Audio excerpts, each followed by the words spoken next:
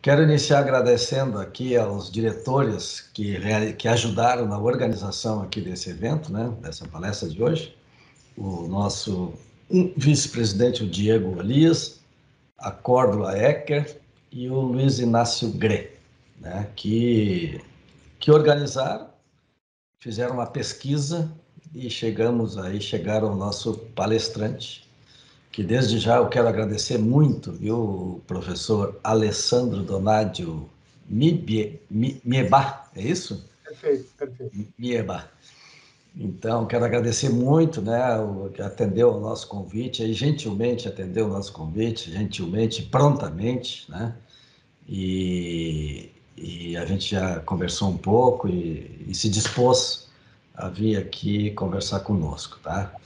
Quero agradecer muito também ao nosso gerente de comunicação, está presente aqui na reunião, o Silvio Mesari, eu estava vendo ele, está ali, está aqui na tela, estava vendo ele, nos ajudou muito com todo o back office aí, né? Toda a retaguarda, fez o contato, enfim, possibilitou que a gente estivesse aqui hoje, tá? Encaminhou os convites, essa coisa toda, tá? E eu vou apresentar aqui então para vocês muito rapidamente o nosso professor Alessandro Donadio Miebach. Ele possui, ele é graduado em engenharia química, né? Nosso colega aí, tá? Futuro, quem sabe, dirigente aqui do SENS, tá? Então, ele é engenheiro químico pela PUC, em 95. Tem graduação também em História, né? Pela Universidade Federal do Rio Grande do Sul. Bacana, graduação em História. Tem mestrado em Economia pela PUC também. E doutorado em Economia pela PUC. Tá? Atualmente, ele é diretor do Centro de Estudos e Pesquisas Econômicas, o IEP da URGS, e é professor adjunto aí do Departamento de Economia e Relações Internacionais da Universidade Federal, da URGS. Leciona algumas disciplinas aí, como análise macroeconômica, contabilidade social, análise microeconômica, né? Nos cursos principalmente de ciências atuariais, ciências contábeis, ciências econômicas, relações internacionais. Então, estamos, pela conversa aí que a gente já teve com o professor, nós estamos muito bem servidos e muito agradecidos, tá? Quem sabe firmando aí um novo relacionamento aí através do professor com o próprio IEP, né, e a URGS, para essas análises aí mais acadêmicas e mais macroeconômicas. A gente conversa sempre aqui no SENG, no sindicato, que é muito interessante a nossa aproximação com a academia, porque o SENG aqui tem os profissionais, né? Uma diretoria de 75, gente muito especializada, né? Com bastante experiência nas diversas áreas de atuação da engenharia. Temos os profissionais, né? 17 mil sócios hoje, mais os não sócios também que gravitam na nossa órbita, ou seja, a gente tem a vida real e a academia tem muito bom, né, as avaliações, os estudos aí que essa aproximação pode ser bastante interessante. Então, a nossa dinâmica aqui, o professor vai nos fazer uma apresentação, né? Vai ficar bem à vontade aí, eu acredito que em 1 hora, enfim, o tempo que ele precisar, né? Nós temos até amanhã de manhã para ficar aqui, mas, enfim, o professor vai fazer uma apresentação e depois nós vamos abrir para questionamentos, perguntas e tal. Ele está disposto a ficar também mais um tempo aí necessário, uns 20 minutos, tá? Então, ao final da apresentação dele, o pessoal pode se inscrever aí que a gente visualiza e encaminha as perguntas, tá? Ele agora saiu aqui, eu acho que ele saiu, tá aí o professor? Estou aqui, estou compartilhando minha tela. Tá, ok, então fica à vontade, professor. Minha tela é visível para vocês? Sim. Perfeito. Eu gostaria de agradecer demais o convite do Singe, o convite do César Ferreira, do Silvio Contato. É uma alegria, uma honra estar aqui com vocês. Para nós, a universidade, é extremamente relevante a gente poder contactar as entidades da sociedade civil, poder interagir, poder trocar ideias e a gente poder criar esses laços e esses vínculos. Então, agradeço muito a oportunidade, fico muito feliz de estar aqui com vocês nessa noite. Bom, a proposta é uma análise da conjuntura macroeconômica, tá? Essa vai ser o eixo da discussão. Eu vou tentar fazer brevemente, em torno de 1 hora. A minha ideia é que a gente possa conversar, trocar ideias, escutar vocês também, aprender com a visão de vocês da realidade econômica que vocês estão inseridos. Isso é extremamente relevante para nós também. A discussão está estruturada em 4 momentos. Eu vou fazer uma introdução na qual eu vou, digamos, dar as condições da análise que eu vou fazer nessa noite com vocês. Na sequência, eu vou falar de economia brasileira na conjuntura atual, bem conjuntural, antes e durante a pandemia, o que a gente está vivendo hoje. Vou encadear isso com um olhar na estrutura econômica de uma perspectiva um pouco mais longa brasileira, para a gente aí poder traçar um cenário de curto prazo, ou seja, a interação do que a gente vive na nossa conjuntura imediata com os condicionamentos estruturais, vai nos dar um cenário um curto prazo, e olhar o futuro. Quando a ideia do futuro não é, evidentemente, fazer nenhuma previsão ou adivinhar o futuro, é simplesmente mostrar alguns cenários, alguns parâmetros que a gente deve considerar em relação ao futuro. Então, esse digamos, é o percurso que eu pretendo fazer nessa noite. Iniciando a introdução, as condições da análise. A condição da análise fundamental é a gente ponderar sobre a pandemia. O primeiro eixo de análise no contexto atual são os caminhos, são a trajetória da pandemia. Existia um certo medo no início de setembro, com um repique de casos em Israel, que tinha uma taxa elevada de vacinação em relação à variante Delta, se gerou um pouco de segurança, porém os dados estão sinalizando um otimismo moderado em relação à pandemia. A gente tem observado a queda nos casos por milhão de habitantes. Aqui eu estou plotando apenas a Israel como referência de um país com elevada taxa de vacinação, Reino Unido, Estados Unidos, Brasil e Índia. E a gente percebe uma queda nos casos, percebemos uma queda nas mortes. Existe, evidentemente, um dilema nos Estados Unidos associado à baixa ou a limitada adesão à vacina, mas as informações que a gente tem é que existem uma série de ações, tanto a nível governamental quanto por ações de empresas, no sentido de fazer um enforcement da vacinação. E o que a gente observa, em termos globais, é uma queda no número de casos. Toda análise que eu vou fazer aqui, ela está pressupondo que essa tendência se mantenha. Tá? Então, sempre a gente tem que ter em mente que a gente está num cenário desconhecido, um cenário novo, um cenário associado à pandemia. Então, o cuidado sempre é pertinente. É evidente que a gente tem aprendido muito com a pandemia, e a gente tem que tomar esse cuidado. Por quê? Porque esses processos que a gente tem vivido nesses últimos 24 meses, certamente eles colocaram um conjunto de complexidades relevantes, e essas complexidades a gente tem que tomar em conta. Então, basicamente, o que eu estou propondo? Uma perspectiva de otimismo moderado, com a gente chegando nessa queda e a gente começando um processo de normalização que certamente vai se estender por mais de 1 ano, talvez 2, mas em processo de normalização. Então, esse é uma referência, um benchmark que eu estou tomando para a discussão que a gente vai fazer, principalmente em termos de cenários futuros. Muito bem. Economia brasileira antes e durante a pandemia. Como é que o mundo e nós entramos na pandemia? Então, o primeiro elemento a se ter em mente é que a gente entra na pandemia ao longo de uma década de recuperação paulatina, lenta e frágil em relação à crise de 2008. Isso a gente pode olhar como um movimento relativamente generalizado no globo. Ocorreu isso nos Estados Unidos, ocorreu isso na própria China, apesar das taxas elevadas de crescimento, ocorreu isso na América Latina. No caso brasileiro, e aqui eu estou apresentando para vocês um gráfico do PIB per capita, de 2000 a 2020. O PIB per capita, como sabemos, é a razão entre o PIB e a população de um país.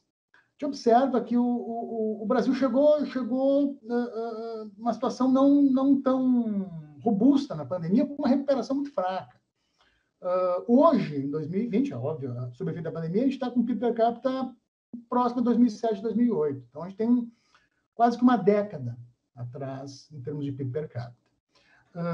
Ou seja, a gente observa que a gente não tinha entrado em uma trajetória de recuperação mais robusta quando a pandemia bateu no Brasil. Então, são alguns elementos importantes para a gente partir.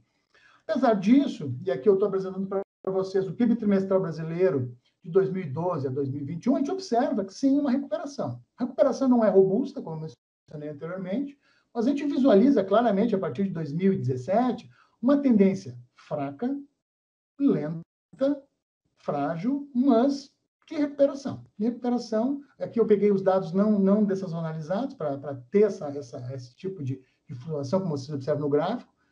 A gente está em recuperação, uma recuperação fraca, uma recuperação lenta, mas o pior da recessão parecia ter passado quando, na linha vermelha, a gente tem o choque da pandemia. A gente observa claramente o choque e a queda, e a recuperação que não é uma recuperação como a gente poderia tradicionalmente colocar uma recuperação em V, na qual a gente ainda não tem assim uma definição em relação à tendência do crescimento. Se esse crescimento vai ser robusto, vai se robustecer, ou se ele, digamos, a gente vai manter uma trajetória de maior estagnação, de maior estabilidade. O ideal seria que a gente retomasse o crescimento. A gente não tem essa segurança ainda, os dados que a gente tem até 2021-2. Então, digamos, o choque principal já passou, mas a recuperação do PIB ainda é problemática, a nível de atividade ainda preocupa. Que medida isso aí, de onde é que vem, como é que a gente enxerga, pode detalhar esse tipo de informação? Bom, aqui nesse gráfico eu apresento a produção física industrial de janeiro de 2012 a julho de 2021. Então, a gente vê claramente os dois choques, ali o pequeno choque em julho de 2018 da greve dos caminhoneiros e o segundo choque violento da pandemia em abril de 2020. O patamar da indústria de transformação ele continua bastante inferior, aqui eu reitero, a gente está falando da produção física, né? Bastante inferior em relação ao observado lá em 2013. E a recuperação parece, e preocupa isso muito, que a indústria parece que ela recuperou e agora ela retomou, está numa trajetória de queda. Isso preocupa muito. Então, isso aí articulado com o gráfico do PIB que eu mostrei anteriormente, sinaliza assim, preocupação em termos da robustez desse crescimento nos próximos trimestres. Tá? Então, isso é um elemento relevante. A gente sabe que o principal... Aqui a gente sabe que existe um elemento, um setor da indústria que está se recuperando, que está, pelo menos, respondeu de maneira diferente em relação ao choque da pandemia, ou pelo menos a recuperação pós-choque da pandemia. É um setor caro para o SINGE, que é o setor da indústria de construção. Aqui eu peguei o índice de utilização da capacidade operacional da indústria de construção. A gente percebe que existe um sinal um tanto positivo. Depois a gente vai poder discutir por que essa trajetória peculiar. Tem algumas hipóteses que eu vou discutir com vocês mais adiante, mas o fato é que a construção parece, assim, pelo menos no agregado, ter uma informação um pouco mais positiva para nós do que a transformação. A grande questão é que a gente vai discutir é se esse aumento recente da taxa de juros, a tendência que está colocada aí, permite mais otimismo ou menos otimismo em relação a isso. Ao mesmo tempo, a gente sabe que o grande choque da pandemia ocorreu no setor de serviços, o setor impactado pelas medidas de distanciamento social. Então, aqui eu também apresento o índice de volume do setor de serviços. A gente observa, novamente, um setor muito impactado pela crise brasileira, né? Desde 2014. De novo, também é um setor cujo nível de produção física está baixo, ainda não recuperou. Porém, aparentemente, ele tomou um choque muito intenso na pandemia, de novo, com a reta vertical vermelha indicando o choque da pandemia, aproximadamente. Mas a gente vê uma retomada do setor de serviços e eu creio que a sensação que dá é que, apesar da transformação está claudicante, eu ainda acredito que o setor de serviços tende a voltar de maneira mais robusta, dada a própria necessidade social que nós temos de reencontrar as pessoas, de retomar alguma forma de normalidade na nossa vida. Apenas um comentário lateral, mas expressando isso. Primeira vez que eu fui jantar no restaurante com a minha esposa, desde fevereiro de 2020 foi nesse final de semana que eu me senti seguro o suficiente para ir a um restaurante. Acredito que exista uma possibilidade de generalização em relação a isso. A gente está retomando aos pouquinhos, o setor de serviços vai responder a essa paulatina retomada, de novo, evidentemente. A gente está presumindo aqui que a gente continue vencendo e continue avançando na vacinação e avançando sobre a pandemia. Muito bem. Então, esse conjunto de dinâmicas, pela ótica da produção, indústria, serviços. Eu não coloquei aqui, mas o agro, que tem digamos, setor primário que tem uma ocupação menor, eles, apesar de responderem a esse choque, a gente está em uma preocupação muito grande em relação à capacidade dessa recuperação em sanar essa chaga que está aqui no gráfico, que é a taxa de desocupação, ou seja, a taxa de desemprego do Brasil entre o primeiro trimestre de 2012 e o segundo trimestre de 2021. Né? Essa é a PNAD contínua trimestralizada. A gente vê que os parâmetros de desemprego eles continuam extremamente elevados. Notem que a gente tem, digamos, uma grande mudança de nível na taxa de desemprego de 2014 a 2016. Se a gente está com os níveis de indústria e serviços abaixo do que eram os volumes em 2014, 2013, a recuperação que nos conduza novamente aos patamares de 2019, ela não vai ser suficiente para a gente poder reduzir de maneira acentuada essa taxa de desemprego. Isso preocupa muito. Isso eu creio que é um dos grandes problemas que a gente tem atualmente para enfrentar.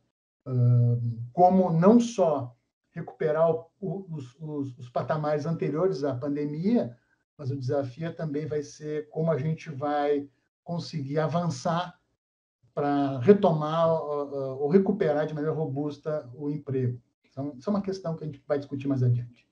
Muito bem. Dito isso, após olharmos a economia real, a gente pode olhar um pouquinho os parâmetros ou as estruturas associadas ao setor financeiro e às contas públicas. O que a gente observa, e aqui eu estou com a meta Selic, ou seja, são as metas estabelecidas pela autoridade monetária para a taxa de juros, pode observar que ao longo do governo do presidente Bolsonaro, a gente tem uma queda, uma trajetória de queda bem nítida a partir de 2019. A estratégia de gestão de política monetária ela se manteve ao longo de 2020, em meio à pandemia, com quedas sucessivas na taxa de juros até o piso, que a gente observou entre o último quadrimestre de 2020 até, digamos, abril de 2021. Existe uma discussão, e essa discussão eu vou fazer com você, sobre a pertinência, ou sobre a relevância, ou sobre a eficácia dessa queda acentuada da taxa de juros. O que a gente vê hoje, nesse momento, claramente a partir de abril, e está se manifestando até a última reunião do Copom, são elevações da taxa de juros. Né? O Banco Central reverteu essa tendência e começa a retomar a elevação da taxa de juros em um contexto, depois que a gente vai discutir adiante, de aceleração inflacionária. O ponto que eu queria chamar a atenção, só vinculando a própria recuperação da indústria de construção, é que eu acredito que é uma hipótese razoável e pertinente presumir que um pouco da recuperação da construção teve associada com esse movimento de queda da Selic e de redução pronunciada das taxas de juros. Nesse sentido, cabe a gente manter a atenção conjuntural na sustentabilidade desse nível de ocupação da indústria de construção. Isso é uma questão que, óbvio que as decisões na construção não são tão imediatas, não respondem de maneira tão conjuntural assim, mas a sensação que dá é que esse movimento pode atrapalhar ou limitar esse crescimento que a gente tem observado no setor da construção civil. Bom, por outro lado, para além disso, a meta Selic ela teve impacto no mercado cambial. E aqui nesse gráfico, eu estou procurando mostrar para vocês duas cotações de câmbio. Tá? A linha preta completa é o câmbio nominal brasileiro real em relação ao dólar. E a linha tracejada é o que a gente designa de Broad Index, que é um câmbio no qual a gente compara o dólar com uma cesta de moedas, um conjunto de moedas, em geral, uma cesta de diversos países que transacionam com os Estados Unidos. O que a gente observa é, associando esse movimento, no contexto da crise, com a taxa de câmbio. A gente observa que existia um movimento colinear, apesar de, tradicionalmente, a taxa de câmbio brasileira ter mais volatilidade, existia um movimento próximo do câmbio brasileiro com as demais moedas em comparação ao dólar. O que a gente observa é que, com a queda acentuada da taxa de juros, a gente tem um descasamento desse movimento. Enquanto existe uma trajetória de apreciação das demais moedas em relação ao dólar, a gente observa que o real depreciou a partir ali de julho, agosto de 2020. Isso reflete muito essa política agressiva de redução de juros por parte da autoridade monetária brasileira. Existe uma discussão no âmbito econômico sobre a pertinência, o exagero em relação a essa eventual redução da taxa de juros. É uma discussão evidente. Os juros, como a gente sabe, ele inibe o investimento produtivo, ele tem impactos nas decisões de investimento, mas, simetricamente, o juro tem um efeito importante na atração de investimento em carteira na economia brasileira, afetando sobremaneira o dólar. Isso num contexto, e aqui cabe ressaltar, um contexto de apreciação dos termos de troca, no qual os preços das commodities nacionais subiram bastante. Os preços subiram, a gente exportou bastante, porém, nossa moeda o dólar não desvalorizou, né? O real não valorizou. Ou seja, esses dólares não entraram no mercado brasileiro. Então, esse é um elemento dessa gestão recente da conjuntura que parece que está sendo normalizado agora pelo Banco Central. Tá? Então, a gente visualiza que esse movimento de elevação dos juros tem um componente nele de correção dessa trajetória do ano passado, de que poderia ser, e é óbvio, é debatível isso, mas me incluo no grupo que considera que a redução da taxa de juros tenha sido um tanto quanto exagerado, que vai obrigar uma elevação da taxa de juros agora em meio à recuperação. Ou seja, o Banco Central errou a mão em 2020. Como é que a gente vê isso também de outra maneira? A gente pode ver isso de outra maneira nos efeitos associados à inflação. Nesse gráfico, eu estou apresentando para vocês o IPCA e o IPP. O IPCA é o Índice de Preço ao Consumidor Amplo, apurado pelo IBGE. Eu selecionei ele em função para poder comparar com o IPP. A gente tem um índice de preços. Nós, aqui na URGS, a gente calcula o índice de preços, que a gente faz a divulgação mensal para a região metropolitana de Porto Alegre, tem um comportamento semelhante ao IPCA. O que a gente observa no IPCA é uma retomada da inflação, uma elevação da inflação. Agora, na linha tracejada, a gente tem o índice de preço ao produtor, que é a inflação até na porta da fábrica, como a gente diz. No caso aqui do gráfico que eu selecionei para vocês, é o índice de preços da indústria de transformação. E a gente percebe uma elevação pronunciada do índice de preço ao produtor. Ou seja, a gente pode olhar antes da pandemia que esses índices eles se variavam e interagiam de uma maneira relativamente próxima, e existe um descolamento, né? O que preocupa bastante no sentido que também isso reflete, isso dialoga com o gráfico que eu mostrei sobre a indústria de transformação, de uma relativa limitação no sentido da indústria de transformação repassar seus custos aos consumidores, à medida que o índice de preço ao produtor é maior que o IPCA. Um elemento, talvez um elemento muito relevante nesse processo, é justamente, como eu mencionei antes, que é a depreciação do real. O real desvalorizado, numa economia globalizada, na qual muitas empresas consomem insumos importados, implica em elevação de custos. Então, isso é um movimento que me parece, uma interpretação que me parece relativamente consistente para esse conjunto de movimentos que a gente assistiu ao longo da pandemia. É evidente que a gente observa que o Banco Central, pelo visto, ele está corrigindo isso, dado justamente o efeito inflacionário. E aqui eu ressalto para vocês que eu peguei o IPCA, que ainda é um índice, digamos, é um índice mais parcimonioso, porque a cesta de consumos do IPCA é uma cesta de consumo, digamos assim, mais ampla. Quando a gente pega o INPC ou o próprio índice IEP, que a gente calcula aqui na URGS, que é composto mais de bens, de itens de alimentação, energia elétrica, combustíveis, uma cesta de consumo mais associada a setores de menor renda, a inflação é maior.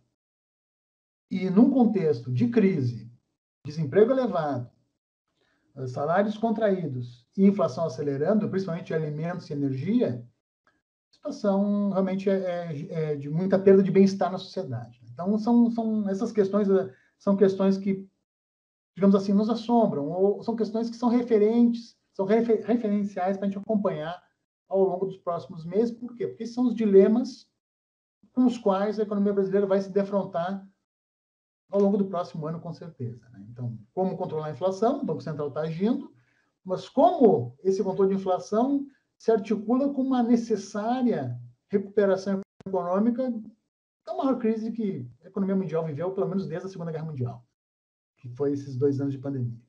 Então, isso é uma preocupação bastante relevante, e me parece que é um dilema que vai nos preocupar aí nos próximos meses. Né? Muito bem. Dito isso, e com isso, para além das questões inflacionárias, a gente tem os dilemas associados ao setor público, né? Ao financiamento do setor público, à dívida do setor público. A gente vai fazer não vou fugir do tema e vou colocar, digamos, qual a minha percepção em relação ao endividamento público, mas antes é importante a gente olhar os dados, e eu selecionei 2 dados para discutir com vocês. Um é o resultado primário, né? Ou seja, é um fluxo, né? O resultado primário são as receitas menos as despesas antes dos juros, né? Na economia brasileira. Na linha vermelha vocês têm o zero, né? Então, até 2014, o superávit primário era positivo. A partir de 2014, ele entra no campo negativo. A crise brasileira, até 2017, ela vai aumentando. Existe um esforço fiscal claramente associado tanto ao governo Temer quanto, digamos, ao primeiro ano do governo Bolsonaro, no sentido de reduzir os gastos públicos. Só que vem a pandemia, né? Vem o choque da pandemia, e o choque da pandemia está claro nos dados, no qual no Estado brasileiro, assim como, e aí, não é o Estado brasileiro, né? Todos os estados organizados do planeta incorreram em uma série de custos no sentido de mitigar e combater os danos, de novo, da maior crise enfrentada provavelmente desde a Segunda Guerra Mundial. Então, é um resultado natural, mas, de fato, o movimento do superávit primário realmente ele é bastante pronunciado. Está em redução nesse momento, dado os ajustes protagonizados pelo governo federal. A gente sente isso em várias dimensões. Na universidade, por exemplo, a gente percebe claramente esse movimento. Mas é um dilema, é uma questão associada à eventual recuperação da economia brasileira. A contraparte desse gráfico é o gráfico da dívida, onde a gente vê claramente esse movimento, o saldo, o superávit, ele vai implicando em maior endividamento, e a gente vê justamente o efeito da pandemia também em maior endividamento público a partir ali do choque de 2020. Então, a magnitude do choque da pandemia ela é relevante, ela condiciona qualquer estratégia de recuperação, ela representa um desafio bastante severo para a sociedade brasileira. Muito bem. Antes de passar para uma etapa mais analítica, a partir das informações que eu compartilhei com você, eu vou fazer um breve comentário sobre a economia gaúcha, sobre o Rio Grande do Sul, que eu acho que sempre é interessante a gente ter um olhar um pouco mais regional. Esse gráfico, eu vou só discutir esse gráfico do Rio Grande do Sul, eu tenho o que eu gosto de designar como fato estilizado da economia gaúcha. Qual é o fato estilizado da economia gaúcha? Vocês podem observar que, grosso modo, evidente que os nossos gráficos economistas não são tão precisos como os gráficos que a gente utiliza na física, na química, mas, grosso modo, a gente pode aceitar que o Rio Grande do Sul e o Brasil, o Rio Grande do Sul está na linha vermelha e o Brasil na linha preta, eles têm uma relativa colinearidade, ou seja, aqui eu estou com o PIB trimestral do Rio Grande do Sul e do Brasil, e eles são colineares, eles estão mais ou menos juntos, porém com descolamentos. Quais são os descolamentos? Por que a economia gaúcha descola da brasileira? A economia gaúcha descola da brasileira sempre que a gente tem crise climática. Sempre que a gente tiver uma seca no estado do Rio Grande do Sul, a gente vai ter uma queda mais acentuada no PIB gaúcho, e no ano seguinte, quando não tiver a seca, o PIB gaúcho vai crescer mais que o Brasil. Foi o que aconteceu em 2012, 2013, em menor medida em 2018, e claramente é o que aconteceu nesse período da pandemia. Isso é um ponto importante no caso do Rio Grande do Sul, principalmente quando a gente analisa os links, as articulações entre o setor, no interior do estado, o setor agrícola e a área de serviços, a área das atividades urbanas no interior.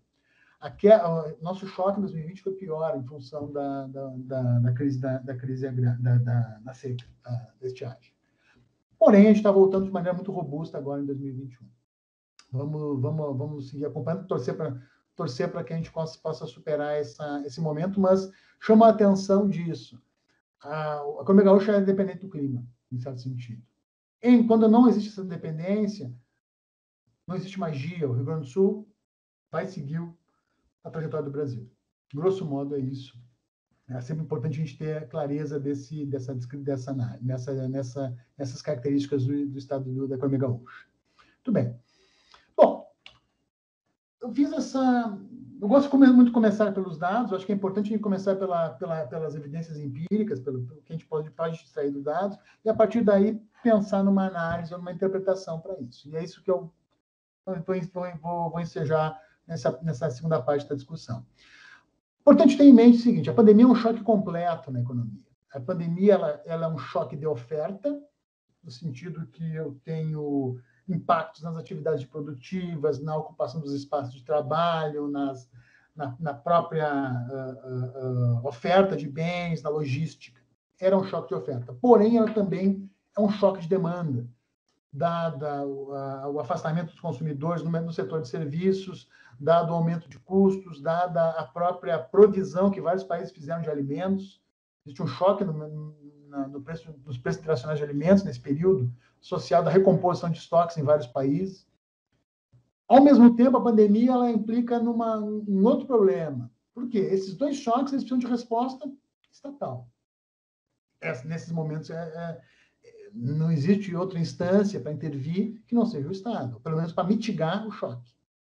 E o Estado ele se encontra num dilema, o dilema qual seja a necessidade de levar seus gastos simultaneamente numa situação de contração de arrecadação, que é o que acarretam esse tipo de choque. Isso implica no quê? Isso implica numa contradição que foi expressa, o que me parece expressa nas decisões ou nas próprias estratégias adotadas no Brasil, no seguinte sentido: um governo neoliberal, e aqui é importante mencionar para vocês, eu utilizo o termo neoliberal tem muitas vezes tem uma conotação pejorativa muito no debate, mas não é um termo científico utilizado em várias análises. Eu considero que a gente precisa entender o período que a gente vive com um termo. Eu acho que o termo neoliberal é adequado, sem o conteúdo pejorativo que, em geral, se atribui a ele. Esse governo neoliberal ele se articula com uma necessidade de Estado, exposta, por exemplo, nas medidas paliativas às empresas, no auxílio emergencial, e essa é uma contradição que a gente se defrontou. Em alguns momentos, a gente talvez tenha tido uma solução melhor, outros pior, mas esse é um dilema que se colocou nas estratégias de enfrentamento e na própria trajetória da resposta brasileira à pandemia. De novo, tivemos alguns casos bem-sucedidos, o auxílio emergencial foi bem-sucedido, mas talvez a remoção dele no início do ano talvez não tenha sido adequada, tanto que ele foi restabelecido. As estratégias de mitigação para as empresas foram positivas, me parece. É a impressão que dá, pelo menos escutando alguns empresários, talvez vocês possam concordar ou discordar dessa afirmação, vocês têm mais contato com essa dinâmica, mas me parece que essas mitigações elas auxiliaram também. Então, um outro ponto relevante, que é importante comentar, a União ela atuou de maneira a apoiar os estados, apesar de toda a turbulência, ocorrendo os repasses aos estados e municípios. Então, essa é uma contradição, esse foi um dilema associado ao momento que a gente viveu. Pois bem, nesse sentido, esse dilema se expressou, e estou aqui me referindo ao imediato conjuntural, a articulação da política fiscal com a política monetária. Então, a política fiscal, ela, como mencionei antes, ela estava associada a gasto social, gasto, é uma dimensão de gasto que às vezes não aparece, mas foi relevante no combate efetivo e concreto e direto à pandemia, seja no aumento da pressão pelo setor público de saúde, a demanda de expansão de leitos que a gente vivenciou, e leitos caros. E aí tem uma questão que pode se discutir da próprio custo da estratégia de combate à pandemia, né? O custo de uma UTI, por exemplo, são dilemas que a gente se defrontou como sociedade, e as vacinas, que também são necessárias, a gente tem que ver a solução para a pandemia. E o gasto para ajudar, como mencionei antes, os entes federados, os estados e municípios, que também se defrontaram com queda pronunciada de arrecadação, e os estados e municípios também têm um conjunto de atividades que fazem frente, que prestam serviços diretos à população. Então, se implicou em gasto. Por outro lado, tivemos uma política de redução de taxas de juros com efeitos no câmbio e expansão da liquidez. Em certo sentido, muito do efeito conjuntural está associado a isso. Só que tem uma coisa, um ponto sempre muito importante para considerar. Esse gasto social, esses gastos, eles implicaram certamente em um aumento da dívida, só que eu gostaria sempre de lembrar que a razão dívida-PIB, ela, isso é muito esquecida às vezes, ela depende da dívida do PIB, isso é uma tautologia. Se a gente aumenta a dívida, a gente consegue aumentar o PIB, se existe correlação entre a dívida e o PIB, se aumentando a dívida aumenta o PIB, é possível fazer gasto, ativar a economia e manter essa razão constante ou reduzir ela, dependendo do efeito multiplicador. Se outro tipo de gasto não aumenta o PIB, só aumenta a dívida, a gente tem esse dilema do gasto público. Então, em certo sentido, esse conjunto de estratégias permitiu, e esse é um ponto interessante, que a gente não tivesse uma queda tão acentuada. Eu acredito que o auxílio emergencial foi um elemento muito importante nisso, não potenciar a queda tão pronunciada do PIB, a gente vai ver um pouquinho mais disso adiante, porém a estratégia de política monetária parece ter tido efeitos não tão positivos na questão dos preços, na questão de gerar desequilíbrios. Nesse bojo, a gente tem essa questão da dívida, que é um dilema, por quê? Porque a gente vai precisar, de novo, retomar a economia para além de voltar a 2019. Não vai ser suficiente a gente voltar a 2019. Esse é um ponto. Muito bem. Falando um pouquinho de estrutura agora, para a gente já se encaminhar para o final. Esse gráfico, ele é ruim, é muito poluído, mas eu preciso mostrar ele para vocês, tá? Esse gráfico, não há necessidade de explorar ele muito, mas eu queria só apresentar o seguinte. De 47 a 1980, a economia brasileira cresceu 7,5% ao ano.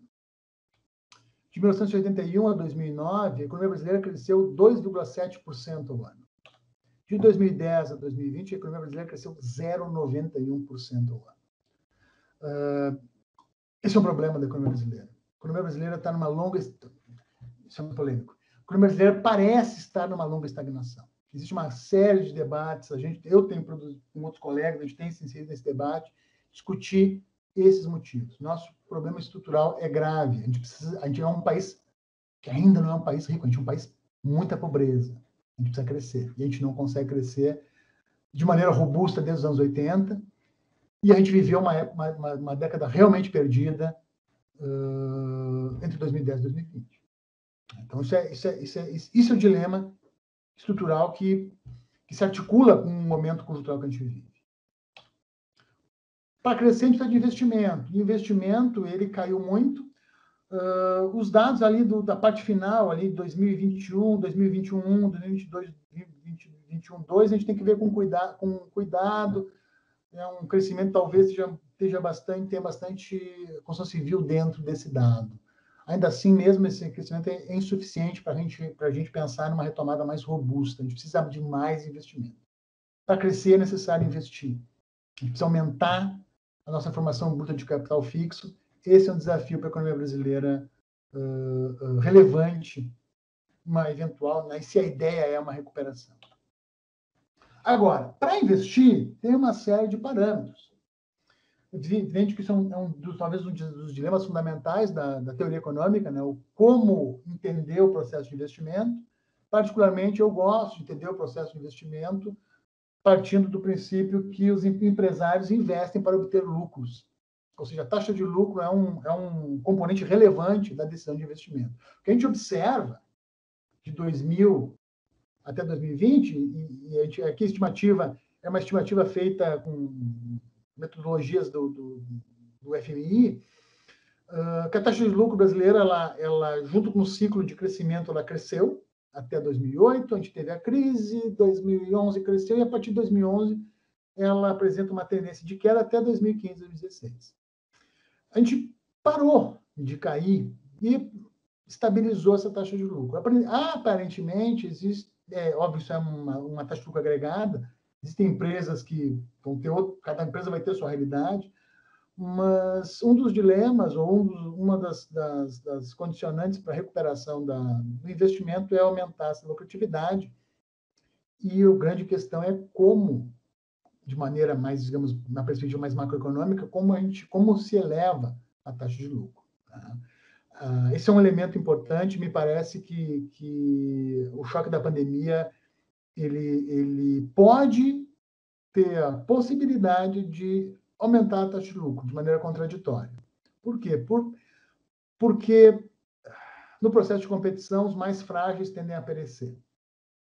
Isso vai abrir espaço para os mais fortes permanecer no mercado e aumentar a sua rentabilidade. Mas a gente tem que ver isso mais adiante. Os dados que a gente consegue estabelecer são somente até 2019, a gente consegue ter uma estimativa para isso. A gente não tem dados suficientes para fazer uma estimativa para 2020. Ainda assim, um elemento fundante para analisar a taxa de lucro se situa na relação entre a produtividade do trabalho e o salário médio. Então, a produtividade do trabalho é o produto por trabalhador. Aqui estou pensando por trabalhador. E o salário médio é o salário por trabalhador. Notem o seguinte, a gente tem um período, a partir dos anos de 2008, no qual os salários eles vão crescer acima da produtividade do trabalho. Essa é uma questão bastante importante.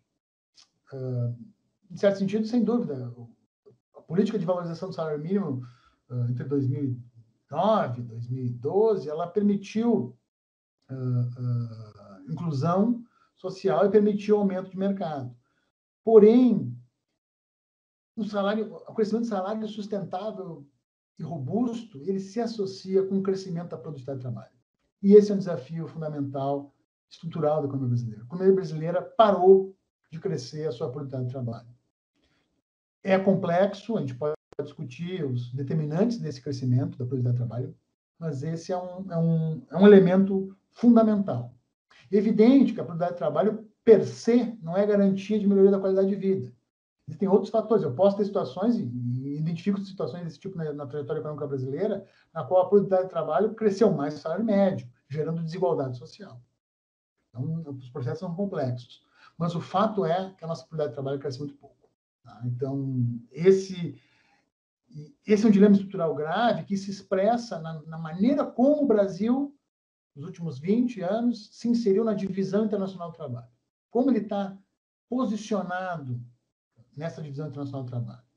Então, esse elemento é bastante relevante com vistas a pensar na necessidade de investimento e numa eventual retomada do crescimento. Aqui, nessa tela, eu estou apresentando para vocês, com base nesses determinantes, previsões de crescimento do Banco Mundial. As previsões do Banco Mundial têm que ser vistas com cuidado. O Banco Mundial atualiza suas previsões.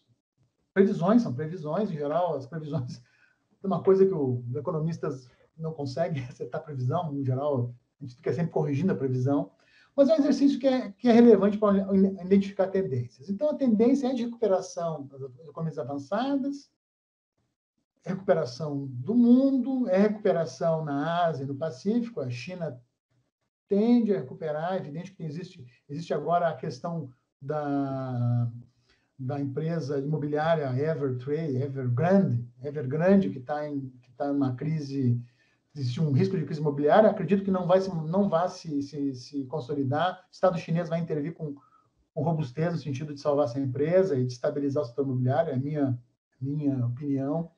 Mas talvez não se materialize essa projeção de crescimento mundial. A Europa e Ásia Central, 3,9%, crescendo bastante. Também vejo em 2021, 2022 também. Eu acredito que as estimativas para 2021 são consistentes, as estimativas para 2022 elas estão exageradas, elas têm problemas. Tá? E o caso brasileiro, para chamar a atenção, 4,5. Acho que até pode crescer um pouquinho mais. Por quê? Porque o Brasil caiu menos. Se vocês olharem na coluna 2020, o Brasil caiu menos que o México e a Argentina, por exemplo. Logo, ele vai crescer menos em 2021 que o México e a Argentina. Porém, a estimativa de 2,5, várias casas de avaliação do mercado já estão reestimando a estimativa de 2,5 para 2022, ou estimativas mais otimistas. Tá? Já vi estimativas falando em 0,7, 0,6. O pessimismo está muito grande em relação ao Brasil. Então, é importante ter em mente que o mundo inteiro vai se recuperar. E isso é uma coisa que eu acho que é importante a gente ter em mente também, que é uma dimensão que a gente não pode nunca perder de vista, que é a dimensão psicológica da humanidade, por que não, dos países superarem ou encetarem alguma forma de superação, de novo, dessa crise, que é uma das maiores crises que a gente vive. É certamente a maior crise que eu vi na minha vida. É uma crise gigante, global, maior que 2008. E existe um componente de otimismo na medida que a gente supere isso, que se supere esse movimento, e acredito que a maioria das economias vai crescer. O Brasil tem o risco de ficar para trás, de perder essa oportunidade no ano que vem. Isso é um risco concreto que está colocado hoje. Aí eu vou falar um pouco mais disso adiante. Recuperação brasileira. Ela vai ser lenta. Esse é o grande dilema para nós. Vai ser uma recuperação lenta em função de alguns elementos que eu comentei com vocês anteriormente, que agora eu conecto eles. Existe o problema do crescimento da dívida e do custo fiscal. Por um lado, retomada de crescimento mais robusta não vai ocorrer sem alguma forma de participação do setor público. Não é crível isso. Ainda mais dada a magnitude da crise. Porém, é evidente, existem limitações, existe uma limitação de natureza estrutural para isso, que é o próprio teto de gastos. E tem uma questão que tem que ser colocada, que está surgindo, e eu compartilho com vocês agora, acho que é um debate que vai surgir, não sei se vai se materializar ou não, mas provavelmente vai ter que se pensar em alguma questão de elevação de impostos. Começando a ficar, me parece, começando a sinalizar essa possibilidade. Tá? Lembro vocês que já em 2015, lá no final do governo Dilma, já surgira já alguma proposta nesse sentido, que na época o presidente da Câmara, o Eduardo Cunha, enterrou essa proposta, naquele contexto político específico. Existe a reforma tributária em andamento, que acho que não deve ser aprovada do jeito que ela está, expressando mais um desejo. Acho que a gente está perdendo uma oportunidade grande de fazer uma reforma realmente relevante, mas vai ser necessário pensar alguma coisa em termos fiscais, provavelmente. Ou isso, ou repensar um pouco a estrutura do funcionamento do teto de gastos. Por quê? Porque o teto de gastos, do jeito que ele é concebido, ele é ruim. Por que ele é ruim? Porque existem momentos nos quais o governo tem que gastar. Ponto que está surgindo em muitos setores, né? De novo, vários colegas, a gente tem escrito um pouco sobre isso também, a necessidade do teto de gastos acompanhar o ciclo econômico. Ou seja, quando a economia cresce, sim, eu tenho que fazer contenção de gastos, eu tenho que colocar as contas em dia, mas quando a economia cai numa crise com essa magnitude, não existe possibilidade. É necessário que o Estado atue. Tanto que a gente viu nos dados ali, não existia outro ator para comprar vacina para fazer os movimentos que não seja o Estado. Então, o teto de gasto tem que ser, pode ser, caso essa opção seja se revisar, se manter uma estrutura desse tipo, uma regra fiscal, ela tem que ser ajustada ao ciclo econômico. Pelo menos essa é a posição que eu trago para vocês. De novo, a elevação de impostos é desconfortável, ela representa muitas vezes uma questão de contrato social. Quem vai sofrer esse ônus, né? Aqui eu deixo uma questão, que é a questão da própria Lei Candir. Talvez, pensada há uma década atrás, não sei se ela não gera talvez necessitasse de uma revisão, por exemplo, alguma coisa nesses termos. Mas é uma questão que talvez se coloque. Por que isso? Porque existe um dilema de onde é que vai vir a fonte de dinamismo. o setor privado ele vai precisar ainda de mais, provavelmente de uma melhoria maior na lucratividade, na demanda, para recuperar o chamado espírito animal, como diria o Keynes, né? Recuperar o ímpeto de investimento. O setor externo, que seria uma outra possibilidade, ele enfrenta dilemas que a gente vai ver a seguir. Preocupa o setor externo. Acho que as turbulências externas nos preocupam bastante. Talvez uma composição entre melhoria das condições empresariais e alguma ação estatal, mas eu friso, ação estatal qualificada, ação estatal focada, uma ação estatal não voltada à reeleição, nesse sentido, que eu acho eu acho que a qualidade do gasto é fundamental, no sentido de fazer gasto, se for fazer o gasto, fazer um gasto com qualidade, no sentido de efeito multiplicador. São dilemas, tá? Não acredito que isso vai acontecer, por sinal, ao longo de 2022, mas é uma questão.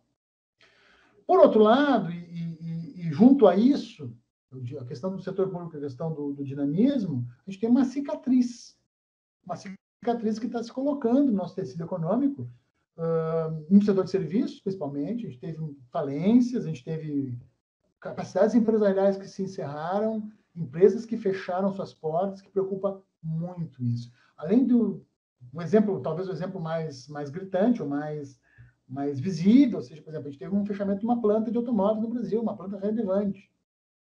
Para as montadoras que permaneceram no mercado, ótimo, é um competidor a menos. Porém, é uma contração da capacidade instalada na economia brasileira. Então, isso aqui preocupa. A gente não tem ainda...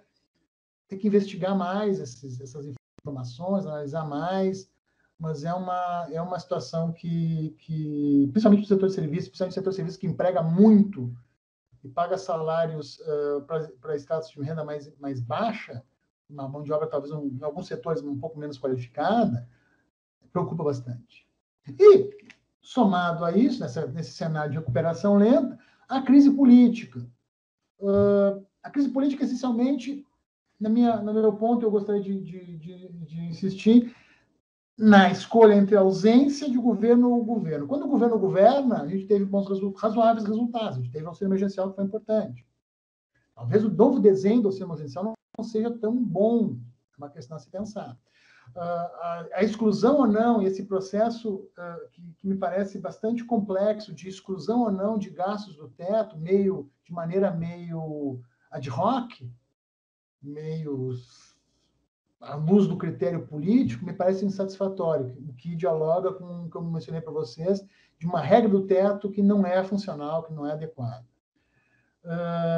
E o próprio debate, como se colocou acho que nas últimas semanas, sobre a existência ou não de um plano de retomada, e aí, óbvio, o conceito de plano não precisa necessariamente envolver gasto direto, mas alguma concepção de estratégia que, pelo menos até agora, não parece clara. Então, existe incerteza. Esse talvez seja o principal ponto. Existindo incerteza em relação ao governo, existindo incerteza em relação a, por exemplo, vou ser bem específico aqui, vai se respeitar o judiciário? Irão se respeitar contratos? Se eu questiono o judiciário, eu questiono o árbitro dos contratos. Se eu questiono o árbitro dos contratos, poderei eu não ter segurança que ocorrerá enforcement de contratos? Eu não sei, até acho que a gente continua com contratos, mas se eu sou um norte-americano, se eu sou um europeu, se eu sou um japonês, certamente uma situação desse tipo, uma estabilidade desse tipo, inibe que eu faça investimento produtivo. Então, isso aí tem que ficar, acho que me parece que é bem claro, inibe. A gente tem um momento de inibição. Isso associado com questões de relações internacionais e questões de política ambiental, que também são uma das fragilidades relevantes desse governo. Então, é um cenário de estabilidade. A recuperação tende a ser lenta. Tá? Óbvio, a gente vai ter 5% de crescimento em 2021, mas 2022 não parece tão otimista. Isso posto, temos que considerar a situação da dinâmica internacional. Dinâmica internacional num cenário de disputa Estados Unidos e China, o que é diferente do que a gente viu anteriormente. A gente tem, nesse momento, transcorrendo no globo, não sei se vocês estão acompanhando, mas é relevante, a supply chain crisis, diversos países com diversos problemas de cadeias de suprimento, é falta de containers e de movimentação de cargas em Los Angeles, é problemas de gás, custo de gás na Alemanha, é o caos da Brexit na Inglaterra, são os problemas de energia no Brasil, são os dilemas agora também chineses associados à movimentação de cargas. Existe um desarranjo que pode bloquear, ou pode desacelerar a retomada. Isso preocupa bastante. Isso preocupa bastante, porque pode ter efeitos relevantes no Brasil. Outro efeito relevante no Brasil é a questão da política monetária do FED. Num contexto que o Brasil está aumentando juros, uma política monetária mais solta, mais expansionista do FED nos ajudaria. Uma política monetária contracionista do FED preocupa no cenário de uma eventual repique de inflação nos Estados Unidos. E nisso se articula o segundo problema, que é o problema do plano Biden. Você deve ter acompanhado nesse ano toda uma série de perspectivas do Biden, o retorno do keynesianismo, etc., que a gente assiste essa semana o risco de shutdown, o risco de default do governo federal, da União norte-americana, em função do Congresso americano não passar o teto de gastos, num contexto que, entre nós, o plano Biden não aconteceu em um país que ainda está enrolado com a vacinação, ainda com uma série de polarizações, muitos que guardam certa semelhança às polarizações que a gente vive no Brasil. Então, preocupa muito isso. Tivemos agora essa questão chinesa, que eu acho que não vai gerar tanto problema, mas requer atenção e pode afetar em muito o fornecimento, o preço do minério de ferro, afetar nossos termos de troca, né? Minério de ferro muito utilizado na construção chinesa, né? Um setor de demanda muito aço, muito ferro. E as incertezas na Europa associadas à Brexit, a mudança da liderança na Alemanha, a própria questão da Rússia, e aqui vocês têm sempre um dilema que a gente nunca, às vezes a gente não se dá conta, mas a Rússia, em crise, em conflito com a Europa, é o principal fornecedor de energia para a Europa em meio a inverno. Então, o mundo não está estável, e a gente não está bem, isso preocupa demais. Indo para o futuro, pensamentos futuros, eu gostaria de mostrar um gráfico para vocês, que é esse. Isso aqui é o PIB per capita da China e do Brasil de 90 a 2019. A China tem uma população entre 6 a 7 vezes maior que a nossa. O gráfico fala por si, no sentido de, em um espaço de 30 anos, a gente ter assistido uma transformação global, na qual o Brasil, que muito cresceu, como mostrei para vocês, entre o final dos anos 40 e a década de 80, o Brasil era um tigre, o Brasil era um dragão, ele foi ultrapassado pela China. E a gente não enxerga, como eu mostrei no gráfico do PIB per capita, a gente não enxerga perspectiva nesse momento para essa retomada. Isso preocupa demais, isso é um dilema bastante relevante e nos enseja alguns elementos para a gente pensar o futuro, né? Tanto nossa prática acadêmica, nossa prática empresarial, nossa prática profissional. A gente precisa de 4% de crescimento ao ano, se a gente quiser minimamente incorporar essa massa humana em condições muito precárias de existência no Brasil. Para fazer isso, a gente precisa de acumular capital. É condição necessária, não é suficiente. A gente precisa, para fazer isso, ser pragmático, e essa é a minha posição. Pragmático, o que é o pragmatismo? A gente não exclui investimentos públicos e privados. A gente não tem problema em acolher o investimento privado. O investimento privado, muito pelo contrário, é fundamental, é relevante, é básico, um robusto investimento privado. Porém, não serão investimentos brownfield que vão solucionar. O que é um investimento brownfield? Eu comprar um ativo existente. Não é suficiente eu trocar a propriedade de ativos. Eu preciso formar capital, não trocar a propriedade de capital. É questionável. Em alguns casos pode ser positivo? Pode, claro. Pode permitir atualização tecnológica? Pode. Cada caso é um caso. Agora, o modelo de privatização do setor elétrico, no qual a gente vai ter agora, a gente vai capitalizar investimentos em hidrelétricas que já estavam depreciados na economia brasileira, é questionável. É questionável. Porque a gente deveria estar construindo novas soluções de energia, não capitalizando o que já foi depreciado. Pelo menos é uma questão que eu coloco para os senhores. Ao mesmo tempo, tem esse elemento que eu mencionei anteriormente, os determinantes de investimento privado tão necessários, PPPs, investimentos em infraestrutura, são extremamente relevantes. Porém, tem a questão da lucratividade. E essa questão da lucratividade ela se situa nessa polaridade entre o custo, o salário, e o que eu chamo de produtividade do capital, que essencialmente é a ideia de tecnologia. Então, só pensar em contrair salários, exclusivamente, a gente recuperar a lucratividade pela contração de salários, não assegura o aumento da produtividade, que é o fundamental para a gente poder retomar o crescimento do Brasil. Então, essa polaridade, é evidente, os salários têm que estar em linha com a produtividade, mas a contração mera e simples do salário, como parece, em alguma medida, ser muito priorizado, sem a contrapartida da necessidade de avanço, de crescimento de tecnologia, incremento de bens de capital, que aumenta essa produtividade, não vai ser suficiente. Ou seja, a gente precisa aumentar a produtividade. E a gente aumenta a produtividade incorporando tecnologia. Isso é fundamental.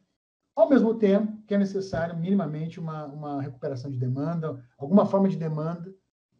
Acredito eu, pelo menos essas são as modelagens razoáveis, o empresário ele vai investir na medida que ele seja lucrativo e que tenha como realizar esse lucro vendendo para alguém.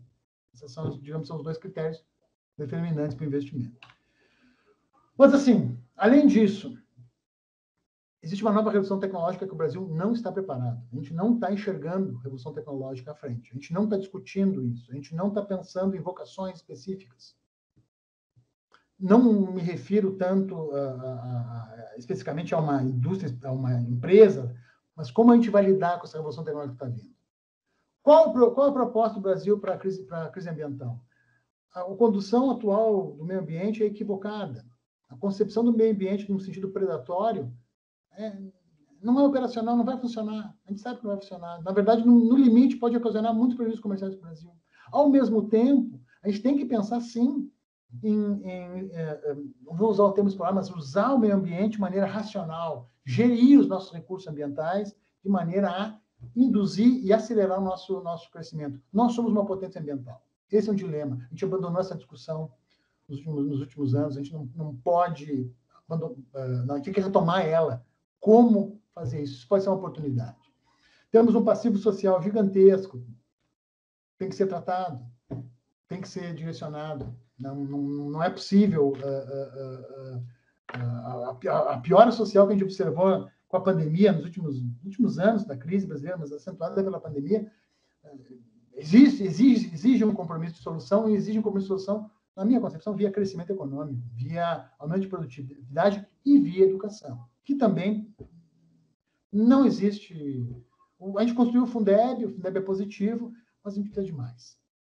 Então, não é suficiente o que a gente tem em educação atualmente. Isso enseja o quê? Uma discussão madura sobre o papel do Estado. O que é uma discussão madura? A gente não vai voltar ao Estado dos anos 70, a gente não vai voltar ao Estado de 2008, 2007, mas a gente tem que discutir esse papel. A gente precisa de eficiência estatal, a gente precisa de melhorias de produtividade do setor público, isso é indiscutível na minha visão, mas existe um papel para ele. Então, isso aí nós temos que debater. Por quê? Porque está ocorrendo, sim, o fim do neoliberalismo. E aqui é relevante a gente pensar o neoliberalismo como categoria científica. Que sentido? No sentido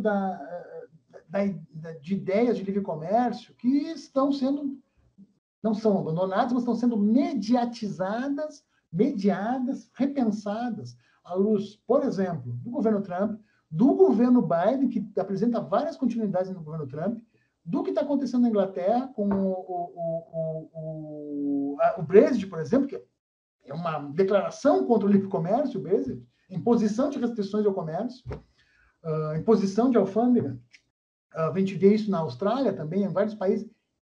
Existe essa ideia que está por dentro disso, associada ao inshore, ao reshore, a trazer de volta alguns setores, algumas indústrias. A gente não, e aqui eu friso, essa ideia de papel do Estado neoliberalismo não está articulada a voltar ao passado, mas está articulada a como construir um arranjo capaz de lidar com o futuro.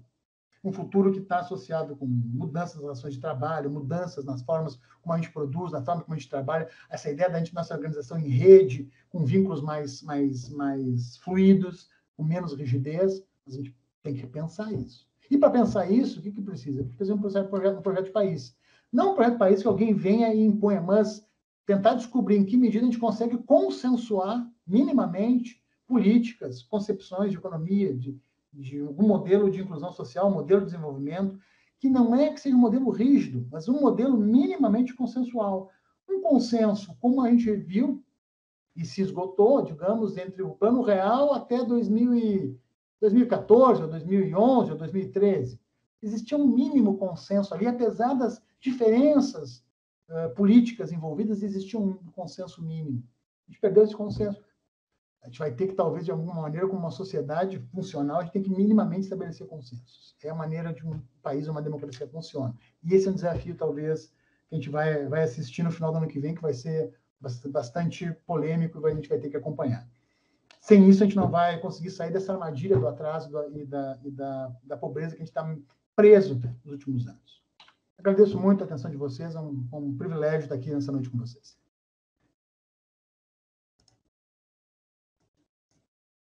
Muito bom, nós aqui agradecemos. Muito boa a palestra, né? Nos colocou aquilo que a gente vem observando aí, conversando no dia a dia de forma bem didática aí, professor. Muito bom mesmo. Nós tínhamos combinado aqui, então, agora um momento de questões, né? Algumas perguntas, então o pessoal pode ir se inscrevendo, já vê que o Graci tá querendo a palavra. Eu também vou me inscrever aqui depois do Graci, então. Tá? Então, alguém me ajuda aí, se eu me perder? Eu tenho, então, agora o Graci, depois eu. O presidente tem direito de falar primeiro. Não, absolutamente. E depois vocês vão me ajudando aí, tá? Então, pode falar, Graci. Vamos lá. Não, primeiro, foi realmente uma grande oportunidade a gente ter tido essa palestra do professor Alessandro, né? Acho que nós estávamos precisando realmente no sindicato retomar, porque nós já tivemos em outras oportunidades, né?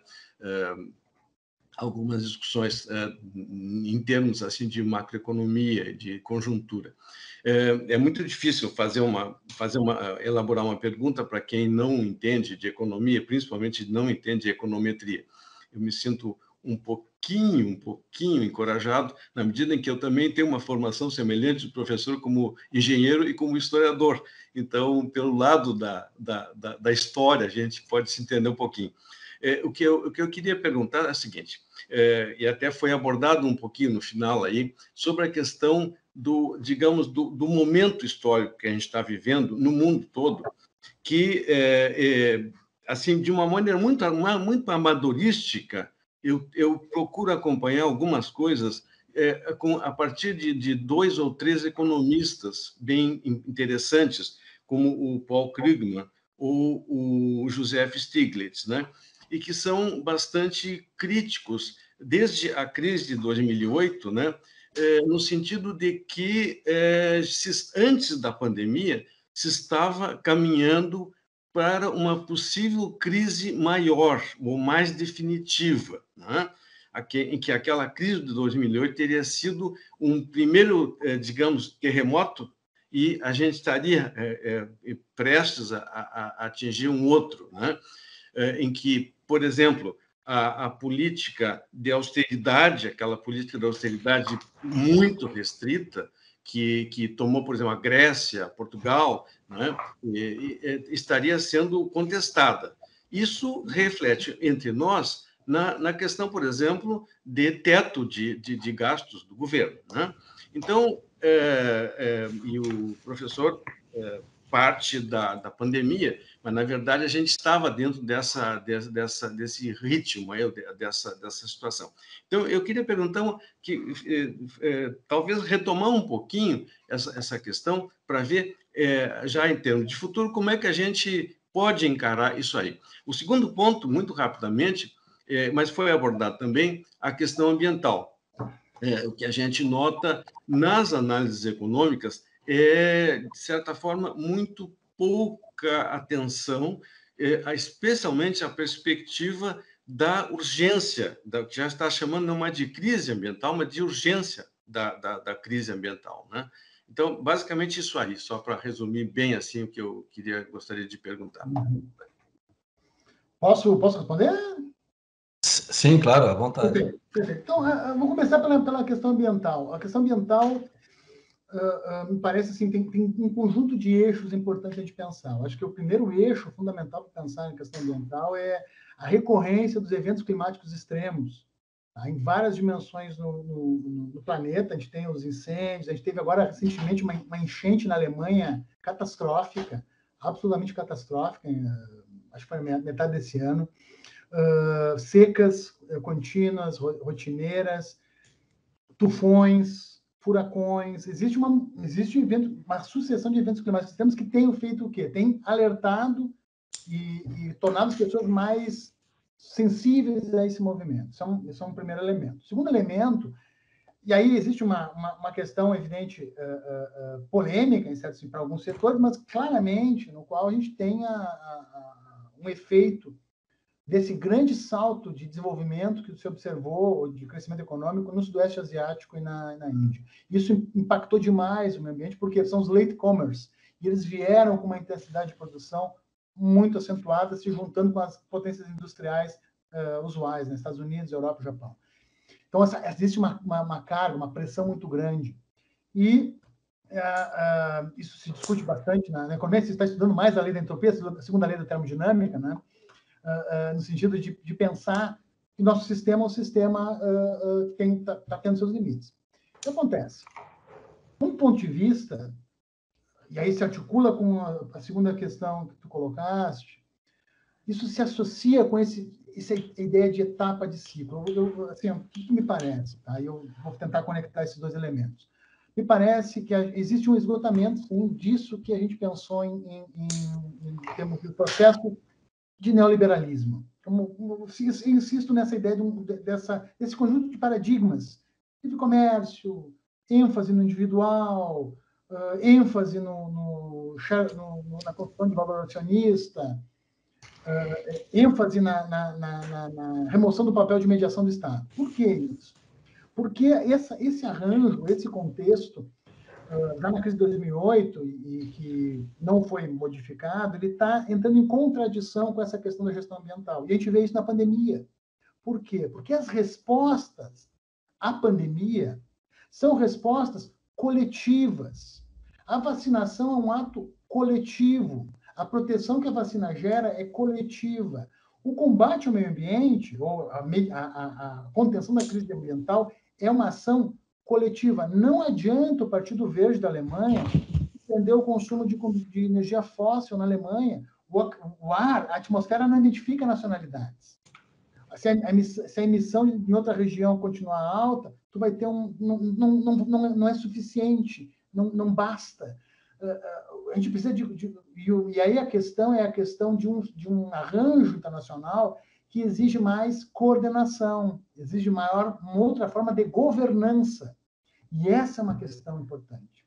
Esse é um dilema, porque tu vai ter essa pressão cada vez maior de mudança na governança, ou da ineficácia dessa governança, em contradição com esse movimento mais desse padrão histórico anterior. E aí tu gera esses conflitos, como a gente está vendo nos Estados Unidos, em relação à vacina, por exemplo. Ou esses conflitos em relação ao combustível fóssil, ou ao carro elétrico, ou ao consumo de plástico, que impacta a vida das pessoas. Como articular isso? Bom, certamente tu tem um movimento de passagem, de mudança. A impressão é essa. Tem vários autores que vão discutir isso. Citaste o Krugman e o Stiglitz, uma perspectiva mais keynesiana. Vai ter autores que vão falar de uma ideia de talvez uma nova forma de gerencialismo, ou uma forma de... Existem autores que pensam um sistema, uma forma de uma organização gerencial da sociedade. Existem autores que vão apontar, não, a gente tem um risco, inclusive, de uma passagem do fim da era da gama, ou seja, o fim da dominação ocidental, o fim do Ocidente como elemento central do sistema, e a passagem para o Oriente, com as implicações de um regime mais autoritário, de um regime que induza essas respostas coletivas de maneira a não via uma governança democrática, mas uma imposição autoritária, que seria um modelo chinês, um modelo asiático. Claramente, a gente tem um momento de crise. A questão qual é?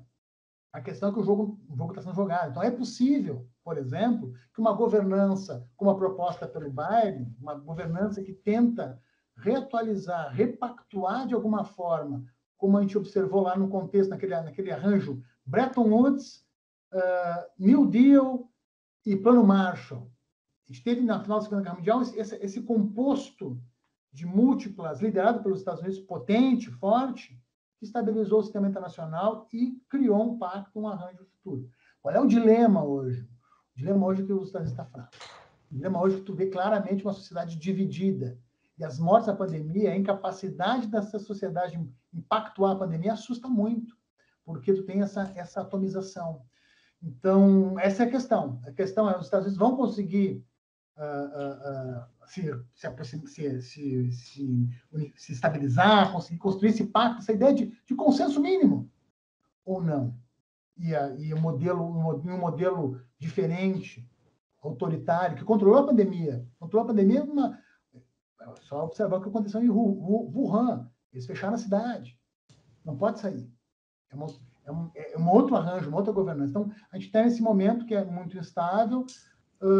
Vai depender muito, talvez, do sucesso do governo Biden e preocupa, porque ano que vem tem eleições midterms, vai mudar o Congresso norte-americano e se os democratas perderem a maioria, vai ser uma situação bem turbulenta nos próximos anos. Então, é uma questão, mas sim, é um processo de mudança, claramente tem uma crise de governança, a questão é saber, o jogo está jogado, é difícil para apostar, mas eu acho que observar os Estados Unidos é fundamental nesse momento.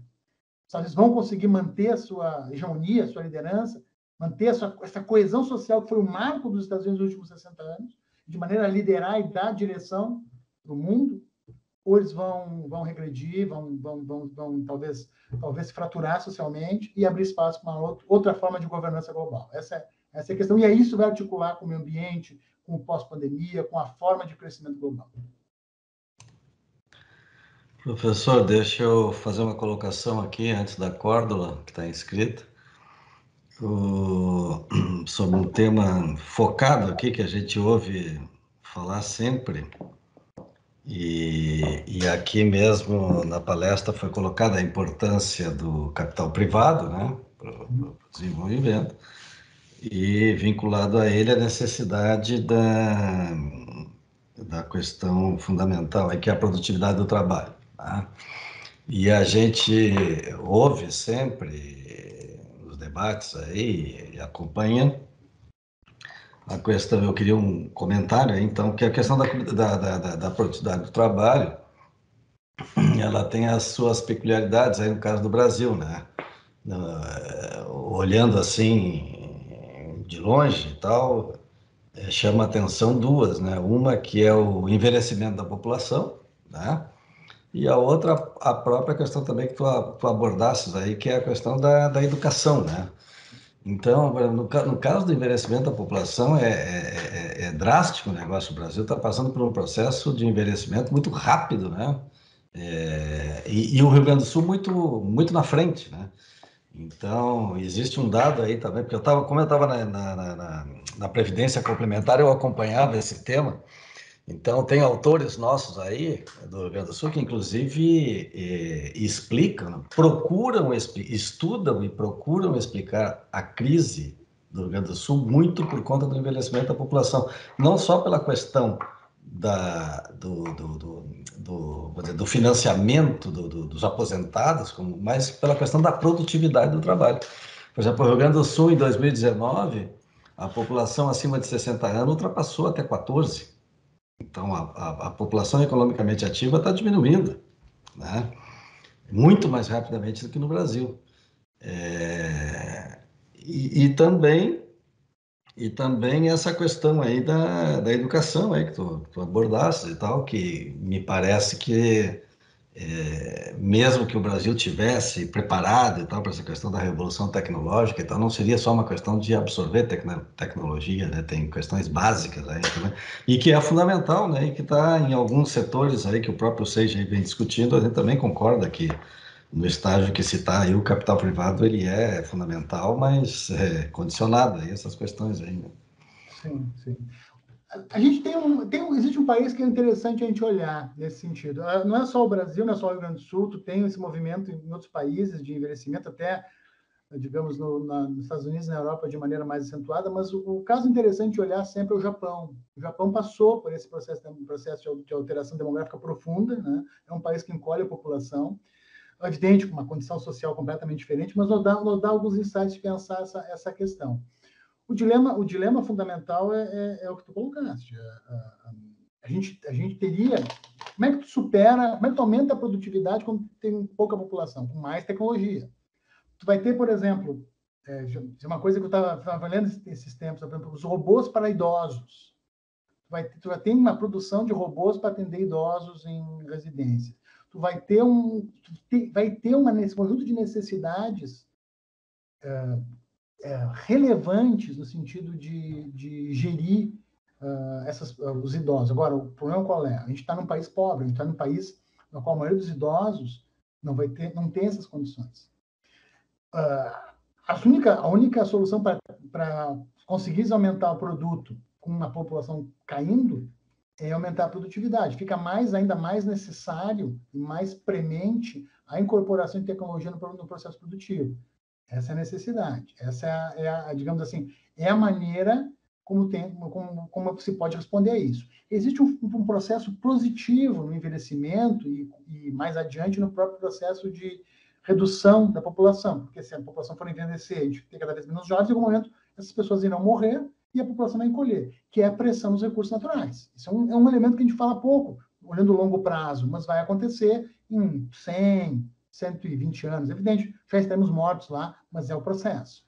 Agora, num caso como o brasileiro, o dilema qual é? O dilema é como incorporar a tecnologia em uma velocidade razoável, de maneira a permitir esse elemento dar conta disso que tu colocas, que é tu tem uma heterogeneidade muito grande de formação, tu tem profissionais altamente qualificados que coexistem com profissionais muito, muito pouco qualificados.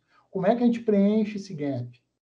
Como é que a gente consegue compatibilizar esses movimentos? Se tu fores ver, na década inclusiva, tu conseguiu, em certa maneira, um setor de serviços relativamente dinâmico, incorporar essa mão de obra menos qualificada.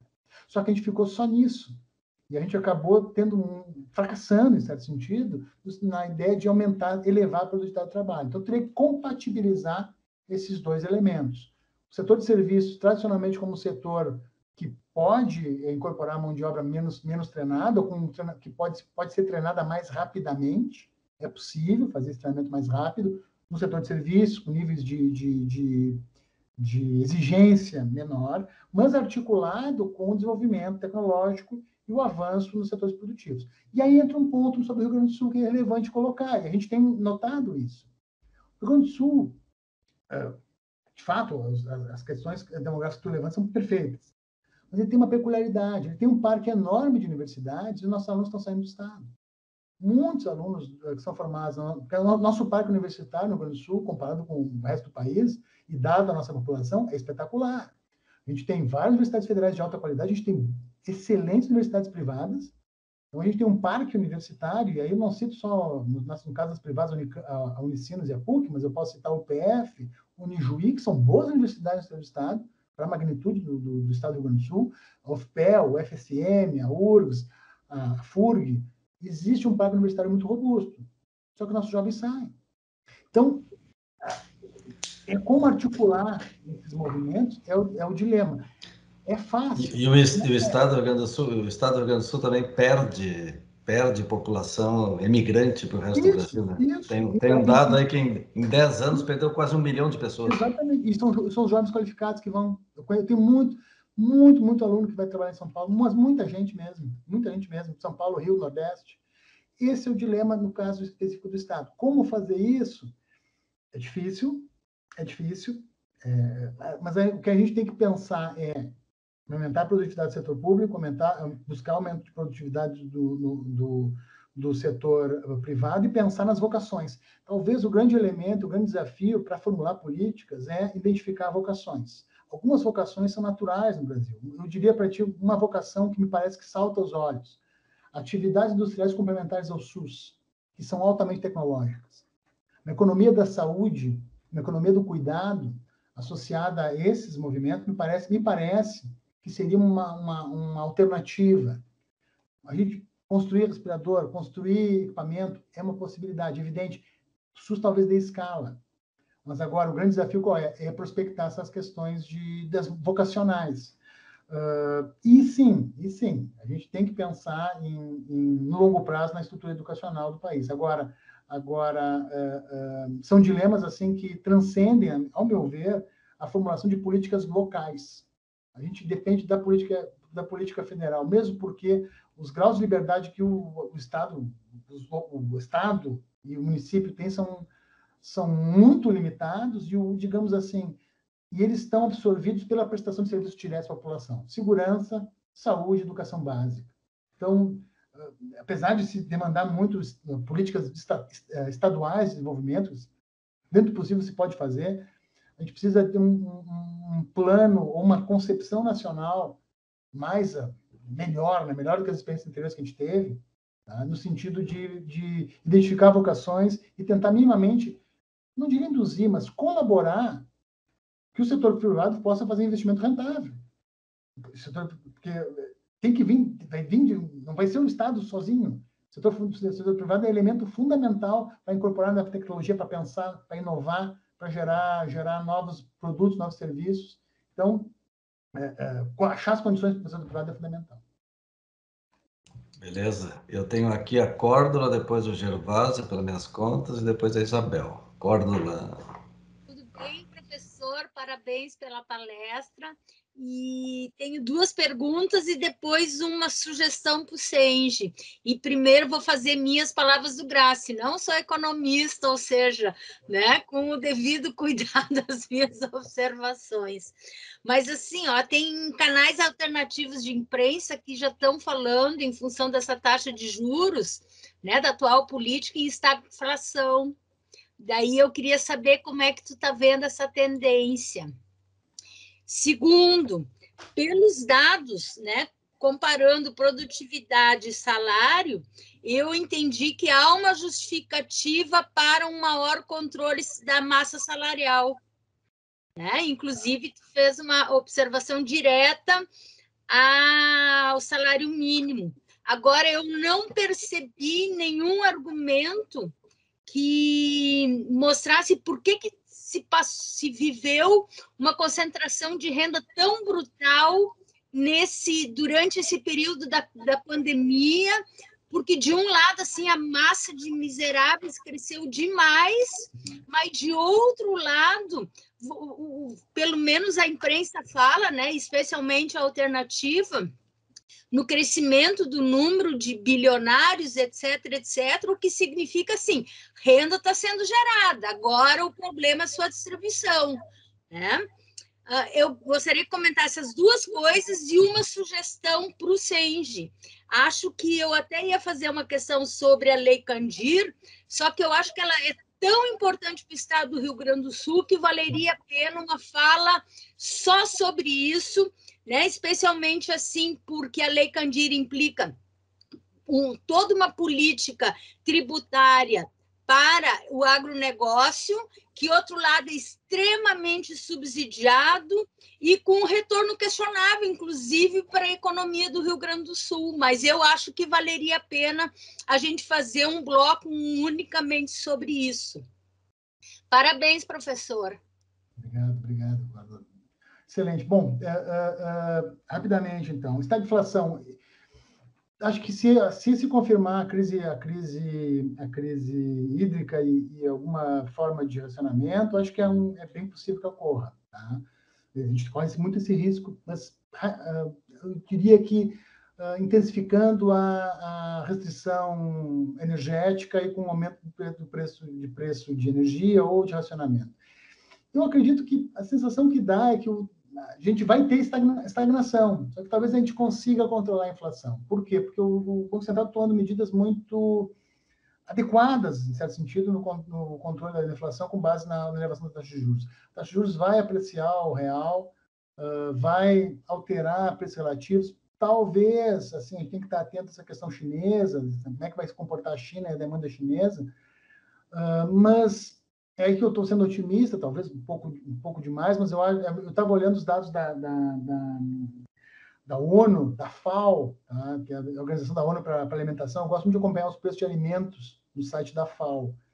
E parece que os alimentos já estão estabilizando, apesar dessas dificuldades de suprimentos. Então, em os grãos estabilizando nos próximos meses, o real apreciando, a inflação talvez ela seja estabilizada.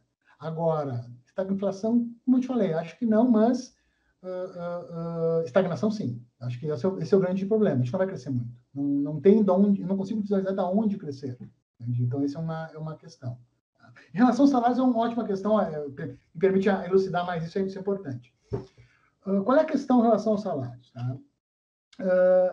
Salário mínimo. Salário mínimo é importante, claro que é. Ele é fundamental, ele é o fator fundamental para a redução das desigualdades e para a superação do que a gente tem em termos de miséria. Isso é relevante. Qual é a questão? A questão é que os aumentos são relevantes, mas eles têm que responder ao crescimento da produtividade. A gente precisa, eu posso dizer, equilibrar, e precisa fazer com que esses movimentos sejam mais conjuntos. Um dos motivos do esgotamento a partir de 2012, do ciclo de crescimento da economia brasileira, na minha análise, aí na análise de alguns colegas, a gente tem um texto publicado sobre isso, inclusive, se situa um pouco nessa perspectiva, na perspectiva de que a gente tinha condições anteriores que permitiram investimento, rentabilidade e salários crescentes. Essas condições, com a crise de 2008, elas acabam e se mantém a mesma política de valorização salarial. Tá? O que quer dizer o seguinte, uma contenção, não uma contenção. A contenção salarial, a contenção robusta do salário, foi o que aconteceu nos anos 70, com a famosa política de crescer o bolo para depois dividir, e que engendrou, nos anos 60 e 70, nas palavras do Eric Hobsbawm, esse monumento à desigualdade que é o Brasil. Então, a gente tem que assegurar, e esse é o dilema, porque muitas vezes a gente tem um movimento no qual os ganhos de produtividade não são repassados aos trabalhadores, na medida que esses ganhos de produtividade são usados para engendrar mais crescimento, só que é um crescimento excludente. Então, qual é a questão? A questão é permitir que os dois movimentos ocorram. E como é que a gente permite isso? Com democracia, permitindo barganha salarial, respeitando essas dinâmicas sociais naturais, que é no caso do mercado em expansão, produtividade crescendo, naturalmente o trabalho vai vai procurar valorizar a sua remuneração. Isso é do processo natural da economia, é o processo saudável da economia. O meu ponto é, a gente teve um movimento fortemente artificial de contenção dos salários dos anos 60 e 70. A gente paga esse preço. 60, 70 e 80. Tá? A gente paga esse preço em termos de desigualdade. Por outro lado, os limites do processo de crescimento, pragmaticamente, quando a gente precisa de investimento privado, estão dados por quê? Porque a gente não tem como simplesmente aumentar os salários. Se a gente aumenta, num contexto da nossa estrutura produtiva, um aumento elevado, robusto dos salários, muitas vezes gera um vazamento de demanda. Por quê? Porque eu elevo os salários, só que muito desse salário elevado vai consumir produtos importados. E ele não vai engendrar a própria retroalimentação do processo de crescimento. Então, existe um conjunto de parâmetros para ser analisados. Eu não discordo de ti no sentido de que a mera restrição da massa salarial assegura alguma coisa. Não assegura. Pode assegurar desigualdade. Não é incorreto isso. Mas, ao mesmo tempo, uma política de salários que não esteja em linha com ganhos de produtividade, ela é problemática. Ela é problemática por quê? Porque ela vai gerar não vai gerar sustentação de investimento e sustentação de crescimento. Qual é a arte? Qual é o dilema? É conseguir fazer boa política no sentido de conseguir conduzir minimamente esses dois movimentos. Exemplos. A experiência coreana, em certa medida. A experiência chinesa é um pouco peculiar para a gente transportar, porque não é uma democracia. Certo que na Coreia, no período do General Park, era uma ditadura também. Mas, digamos assim, a Coreia já nos anos 90, nos anos 80 e anos 90, já teve era um outro regime político. No caso chinês, existe cuidado, mas mesmo na China, hoje em dia, já tem mais repasses da produtividade dos trabalhadores. Então, a questão é como equilibrar essa dinâmica. Então, isso é fundamental. Agora, dito isso, no processo de crescimento normal. Agora, na pandemia, que acontece na pandemia? Acontece na pandemia que, sem dúvida, numa crise, um choque desse tamanho, os mais fracos sofrem mais. E o emprego mais frágil, menos qualificado, ele sofreu todo o impacto do choque.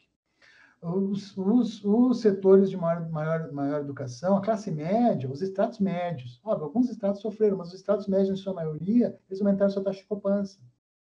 Então, sim, teve um aumento de assimetria, um aumento muito grande um efeito muito grande associado à riqueza. Tu tem uma queda de taxa de juros que fez com que os ativos aumentassem de preço. Então, quando cai a taxa de juros, o valor do imóvel, o valor das ações, a gente teve uma dinâmica diferente nisso, que também privilegia quem tem renda mais alta. Então, certamente, a gente tem uma questão associada a isso que deve ser tratada com atenção. Agora, um ponto relevante, e aí se associa com essa preocupação em termos da distribuição de renda e da assimetria de renda, é a questão da tributação da riqueza e da tributação de juros, que estava embutido na discussão da reforma fiscal, a reforma tributária. Por quê? Porque o Brasil é um dos poucos países do mundo que não tributa o lucro. Tá? E isso é uma questão.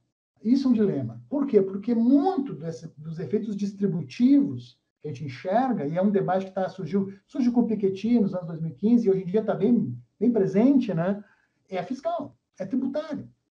Então, muito da gente... Como é que a gente combate muito a desigualdade de maneira positiva, né? Tributando bem e gerando provisão de bens públicos de alta qualidade. Então, a gente tem que tributar bem, tributar melhor, tributar de maneira correta, valorizar a produção, tributar a riqueza, tributar determinada faixa, obviamente disputa social também faz parte do processo democrático, a gente tem que definir isso, mas com essa definição estabelecida, melhorar a nossa produção de bens públicos, melhor educação, melhor saúde, melhor funcionamento geral do governo, das instâncias, que são instâncias distributivas. Por quê? Porque se a gente fornece uma boa saúde, uma boa educação, a gente está completando esse pacote de remuneração desses trabalhadores. Agora, esse eixo que tu levantas de como fugir desse dilema é o dilema. Essa é a questão. Como a gente consegue melhorar a qualidade de vida, combater a desigualdade, fazer a acumulação de capital de maneira a poder crescer com distribuição. Isso é complexo, e a maior prova da complexidade dessa questão é que tu tem centenas de países e pouquíssimos conseguiram fazer a passagem de uma sociedade de renda média, como a nossa, para uma sociedade de renda elevada. Talvez, para exemplificar disso que eu estou falando, é só a gente olhar para a experiência chilena, que é um grande paradigma para a América Latina e que nos últimos 5 anos o país entrou em colapso. Tanto uma revolta, agora uma constituinte, dilemas associados. Então, qual é o dilema? Não é simples. Requer o quê? Requer que a gente consiga construir em sociedade um consenso no sentido de determinados parâmetros. Qual é que é, digamos assim, o que a gente considera adequado em termos de remuneração? Qual é que digamos assim, qual é que é a estrutura salarial adequada, qual é que é o conjunto de investimentos públicos que determinado arranjo tributário que vai coletar impostos vai fazer em termos de moradia, de infraestrutura urbana, de melhoria do funcionamento da cidade, do funcionamento da vida das pessoas. Então, existem essas duas relações. Agora, sem dúvida, eu acho que eu concordo contigo, exige cuidado. Por quê? Porque a ânsia do crescimento muitas vezes pode engendrar, como já engendrou na história brasileira, um aumento da desigualdade. E, de fato, a gente não tem mais condição de pensar crescimento sem pensar melhoria social e inclusão social. Acho que não. O desafio é gigante, o desafio é fazer essas duas coisas ao mesmo tempo. Isso é muito difícil. Mas, né? Ok, vamos encaminhando aqui para o fim, para não cansar o professor aí. Então, as duas últimas perguntas. O Gervásio, depois a Isabel. Gervásio, vai lá.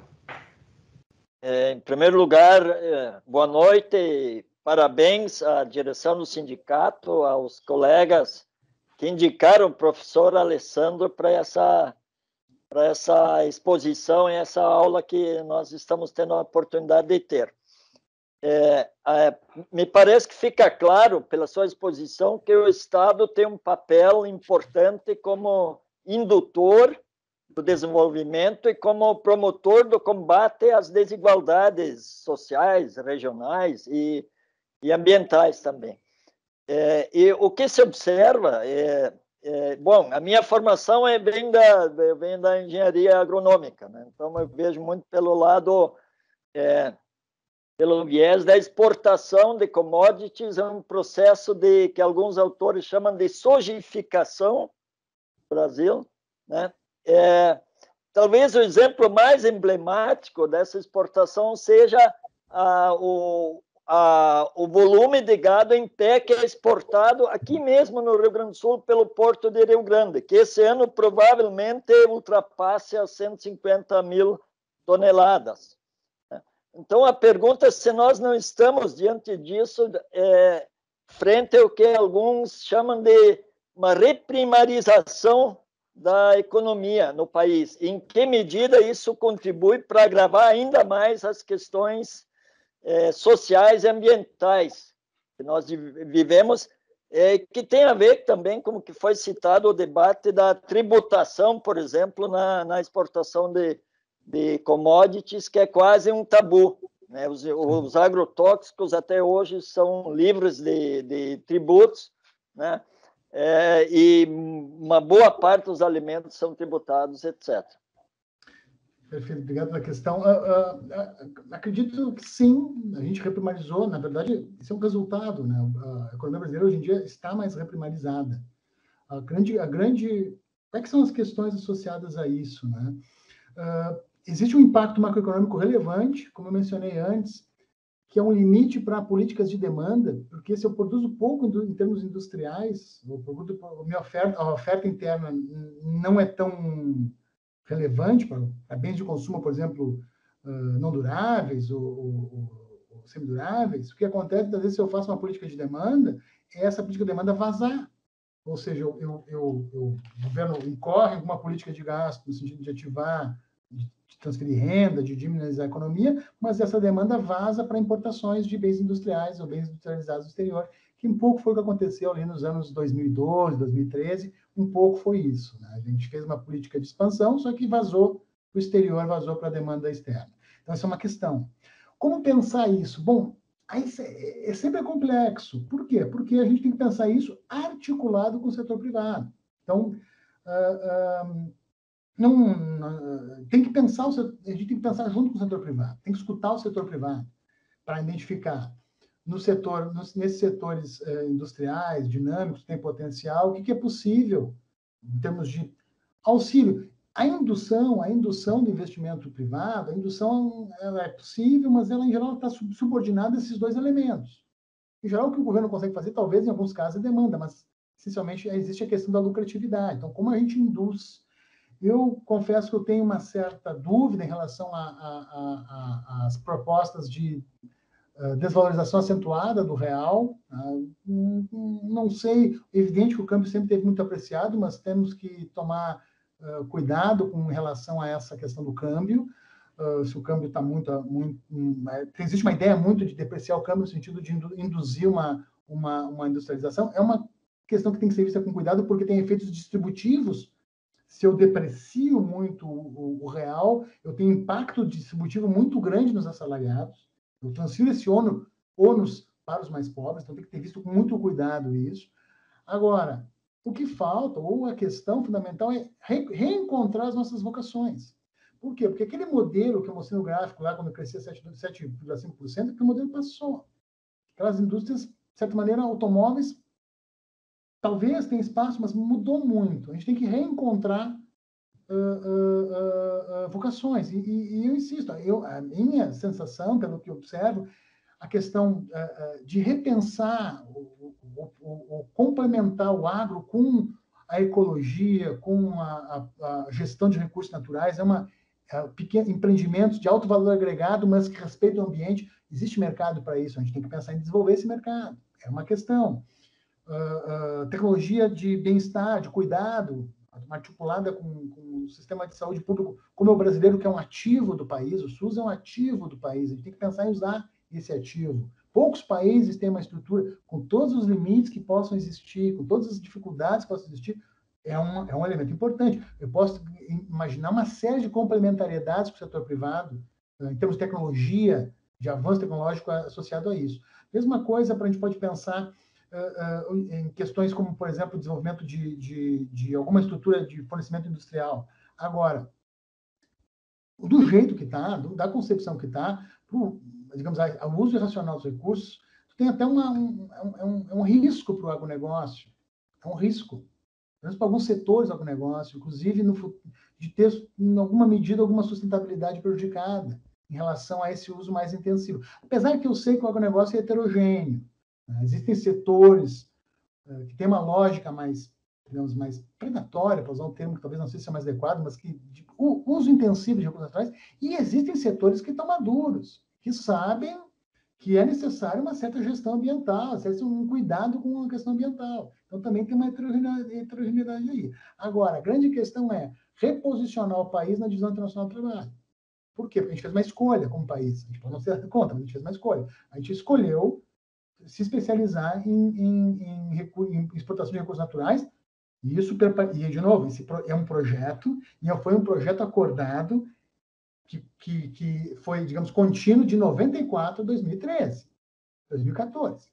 É o mesmo projeto, em certo sentido, com as suas diferenças, etc., mas do ponto de vista de estrutura produtiva, tem uma continuidade aí, e talvez até potencializada pela própria descoberta do pré-sal. E se imaginou que se construiria estruturas industriais associadas a essa extração de recursos. Quando se viu, se caiu na maldição lá da década de 40 do Prebisch. Os preços de commodity, eles caem. Os termos de troca mudam. Como aconteceu, às vezes valoriza, às vezes cai, e emprega pouco. E a gente tem uma massa humana que precisa de emprego, a gente precisa incorporar uma massa de população. Então, não basta. Então, tem que pensar. Agora, difícil, a grande questão é a gente encontrar esses espaços, né, de vocações tecnológicas. E, de fato, a engenharia, por exemplo, é a profissão essencial, por excelência, que vai produzir os intelectuais, os empreendedores que vão fazer esse movimento. São os engenheiros que criam esses movimentos. Essa é, digamos, esse espaço que tem que ser pensado. Agora, para isso, a gente tem que, fundamental é definir um pacto mínimo. Eu ressalto, os grandes momentos de crescimento, de estabilização da economia brasileira, historicamente, eles têm uma continuidade. Então, eu ressalto para vocês, existe uma continuidade entre o PTB e o getulismo e a ditadura militar, que é o PSI. O modelo econômico, com suas diferenças, suas concepções, o substrato, o fundamento econômico foi contínuo de 50 até 80, 82. Assim como tem um substrato relativamente contínuo que envolveu PSDB e PT de 94 até 2003, 2014. A gente tem que reencontrar isso aí, com as forças da sociedade, que foram as forças que vão pactuar esse processo. E aí, reencontrando essa estrutura, a gente tem que reencontrar as capacitações, as vocações do nosso país. Eu acho que a gente tem, e talvez o meio ambiente, energia limpa, o meio ambiente sejam vocações para se pensar nesse novo mundo que está se colocando aí no século XXI.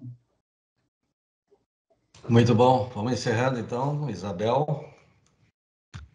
Boa noite a todos. Eu queria muito agradecer o convite para poder participar, né, desse evento. Eu acho que foi muito produtivo, foi muito qualificada a apresentação e toda a discussão até agora.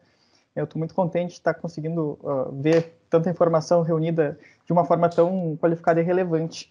Eu vou aproveitar o gancho da última colocação, inclusive, do Alessandro, que é sobre a situação da mão de obra. Eu acho que é uma das coisas que chama muita atenção, assim como é um sindicato de empregados, né, que a gente está com um desemprego altíssimo há muito tempo, né?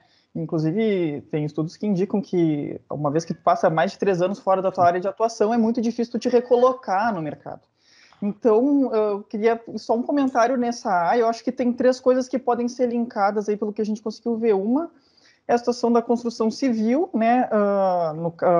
Agora que o ciclo do Minha Casa Minha Vida foi encerrado, a gente está vendo aí pelo o crescimento no setor de construção civil, mas muito focado na classe média e na classe alta, né? Então, como é que vai ser essa dinâmica? Se tem alguma perspectiva aí dessa absorção de mão de obra e tal.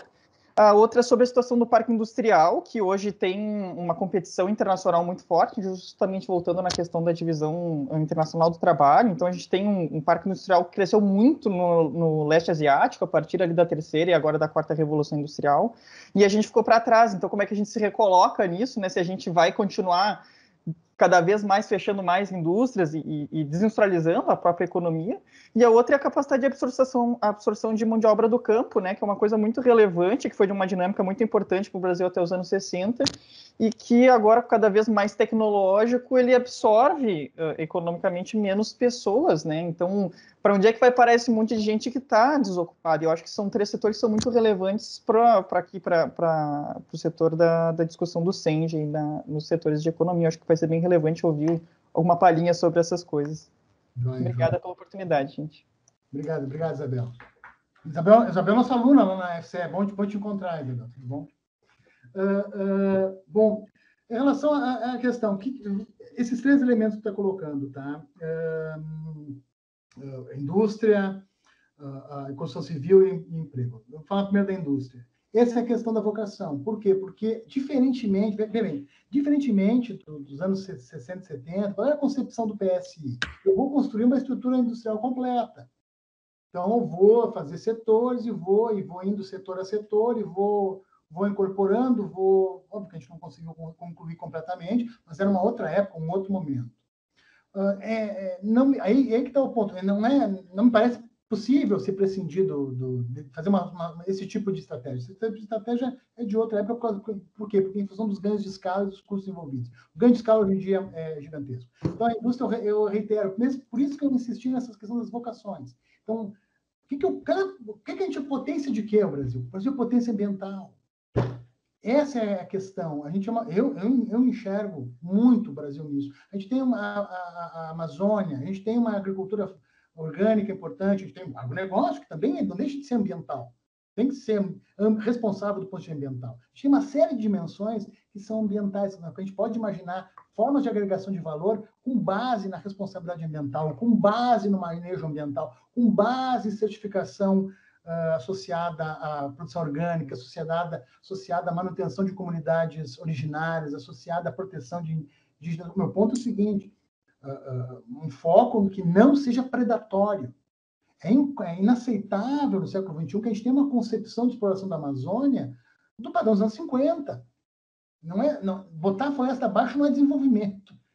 É errado isso. Biotecnologia é desenvolvimento. Explorar os recursos genéticos da Amazônia é autodesenvolvimento. A gente é possível focar nisso. Então, escolher setores. Talvez alguns setores a gente não consiga adotar, e sim, a gente vai ter que transacionar no mercado internacional, certamente. Mas repensar essas questões, criar um ambiente favorável para os empreendedores, criar um ambiente favorável para quem quer inovar nesses termos. Eu já acompanhei algumas falas de alguns empresários nesses setores. Muitos deles, muitas vezes, se defrontam com problemas, com dificuldades, com limitações inclusive impostas pelo nosso arranjo estatal, nosso arranjo burocrático, nosso arranjo legal. A gente tem que criar um ambiente favorável aos negócios. Eu friso, desenvolvimento não é ou privado ou público, é privado e público, articulados num processo de mútuo apoio no sentido de engendrar crescimento. Então, essa é da indústria. Construção civil, sim, é isso aí que tu falou. Está associado com os juros, essa é a minha impressão. O boom foi associado muito por essa questão que eu mencionei antes, que como o juro caiu, o valor do ativo subiu, ficou atrativo, estava crescendo o valor dos imóveis, deu uma retomada nesse setor. Quanto vai durar, não sei, difícil dizer, mas acho que vai arrefecer um pouco. Agora, para isso, uma questão da construção civil, bom, aí, de novo, a gente entra, nesse momento é impossível, por quê? Porque tem a regra do teto. Com a regra do teto, não tem como fazer, não tem, é uma questão legal. O que a gente está assistindo em Brasília é tu tá ad hoc tirando coisas do teto, o que mostra que o teto não funciona, que tem que ser repensado, ressignificado, recompreendido. Mas o fato é que não tem como fazer. Se pensa nisso, é uma possibilidade? É uma possibilidade. Tem N, eu poderia te dar um outro exemplo. Vamos reformar todas as escolas do país. Por exemplo, eu entro numa escola pública, recentemente eu estive visitando uma, É deprimente, que é feio. Isso é uma questão que a gente não se dá conta, as escolas públicas são feias.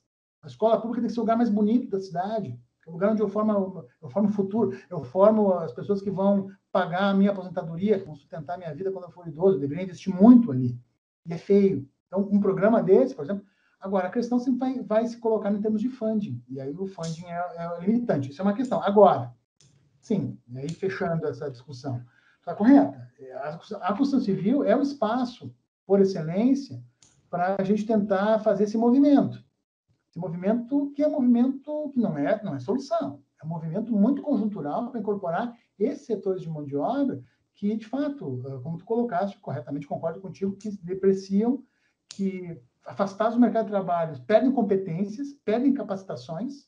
Por quê? Porque o processo de trabalho é um processo de aprendizagem também, e são afastados do processo. Então, preocupa muito, é uma alternativa, mas, de novo, isso implica uma repactuação. E aí eu volto para a questão do projeto. Por quê? Porque a gente tem que concordar em algumas coisas. Concordar em qual gasto, se a gente vai mudar a regra do teto, vai tolerar um pouco de gasto público focado.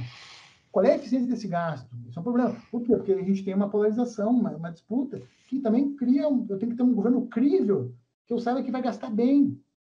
E, digamos, essa é uma questão também que se coloca para a sociedade, para aceitar uma proposta desse tipo.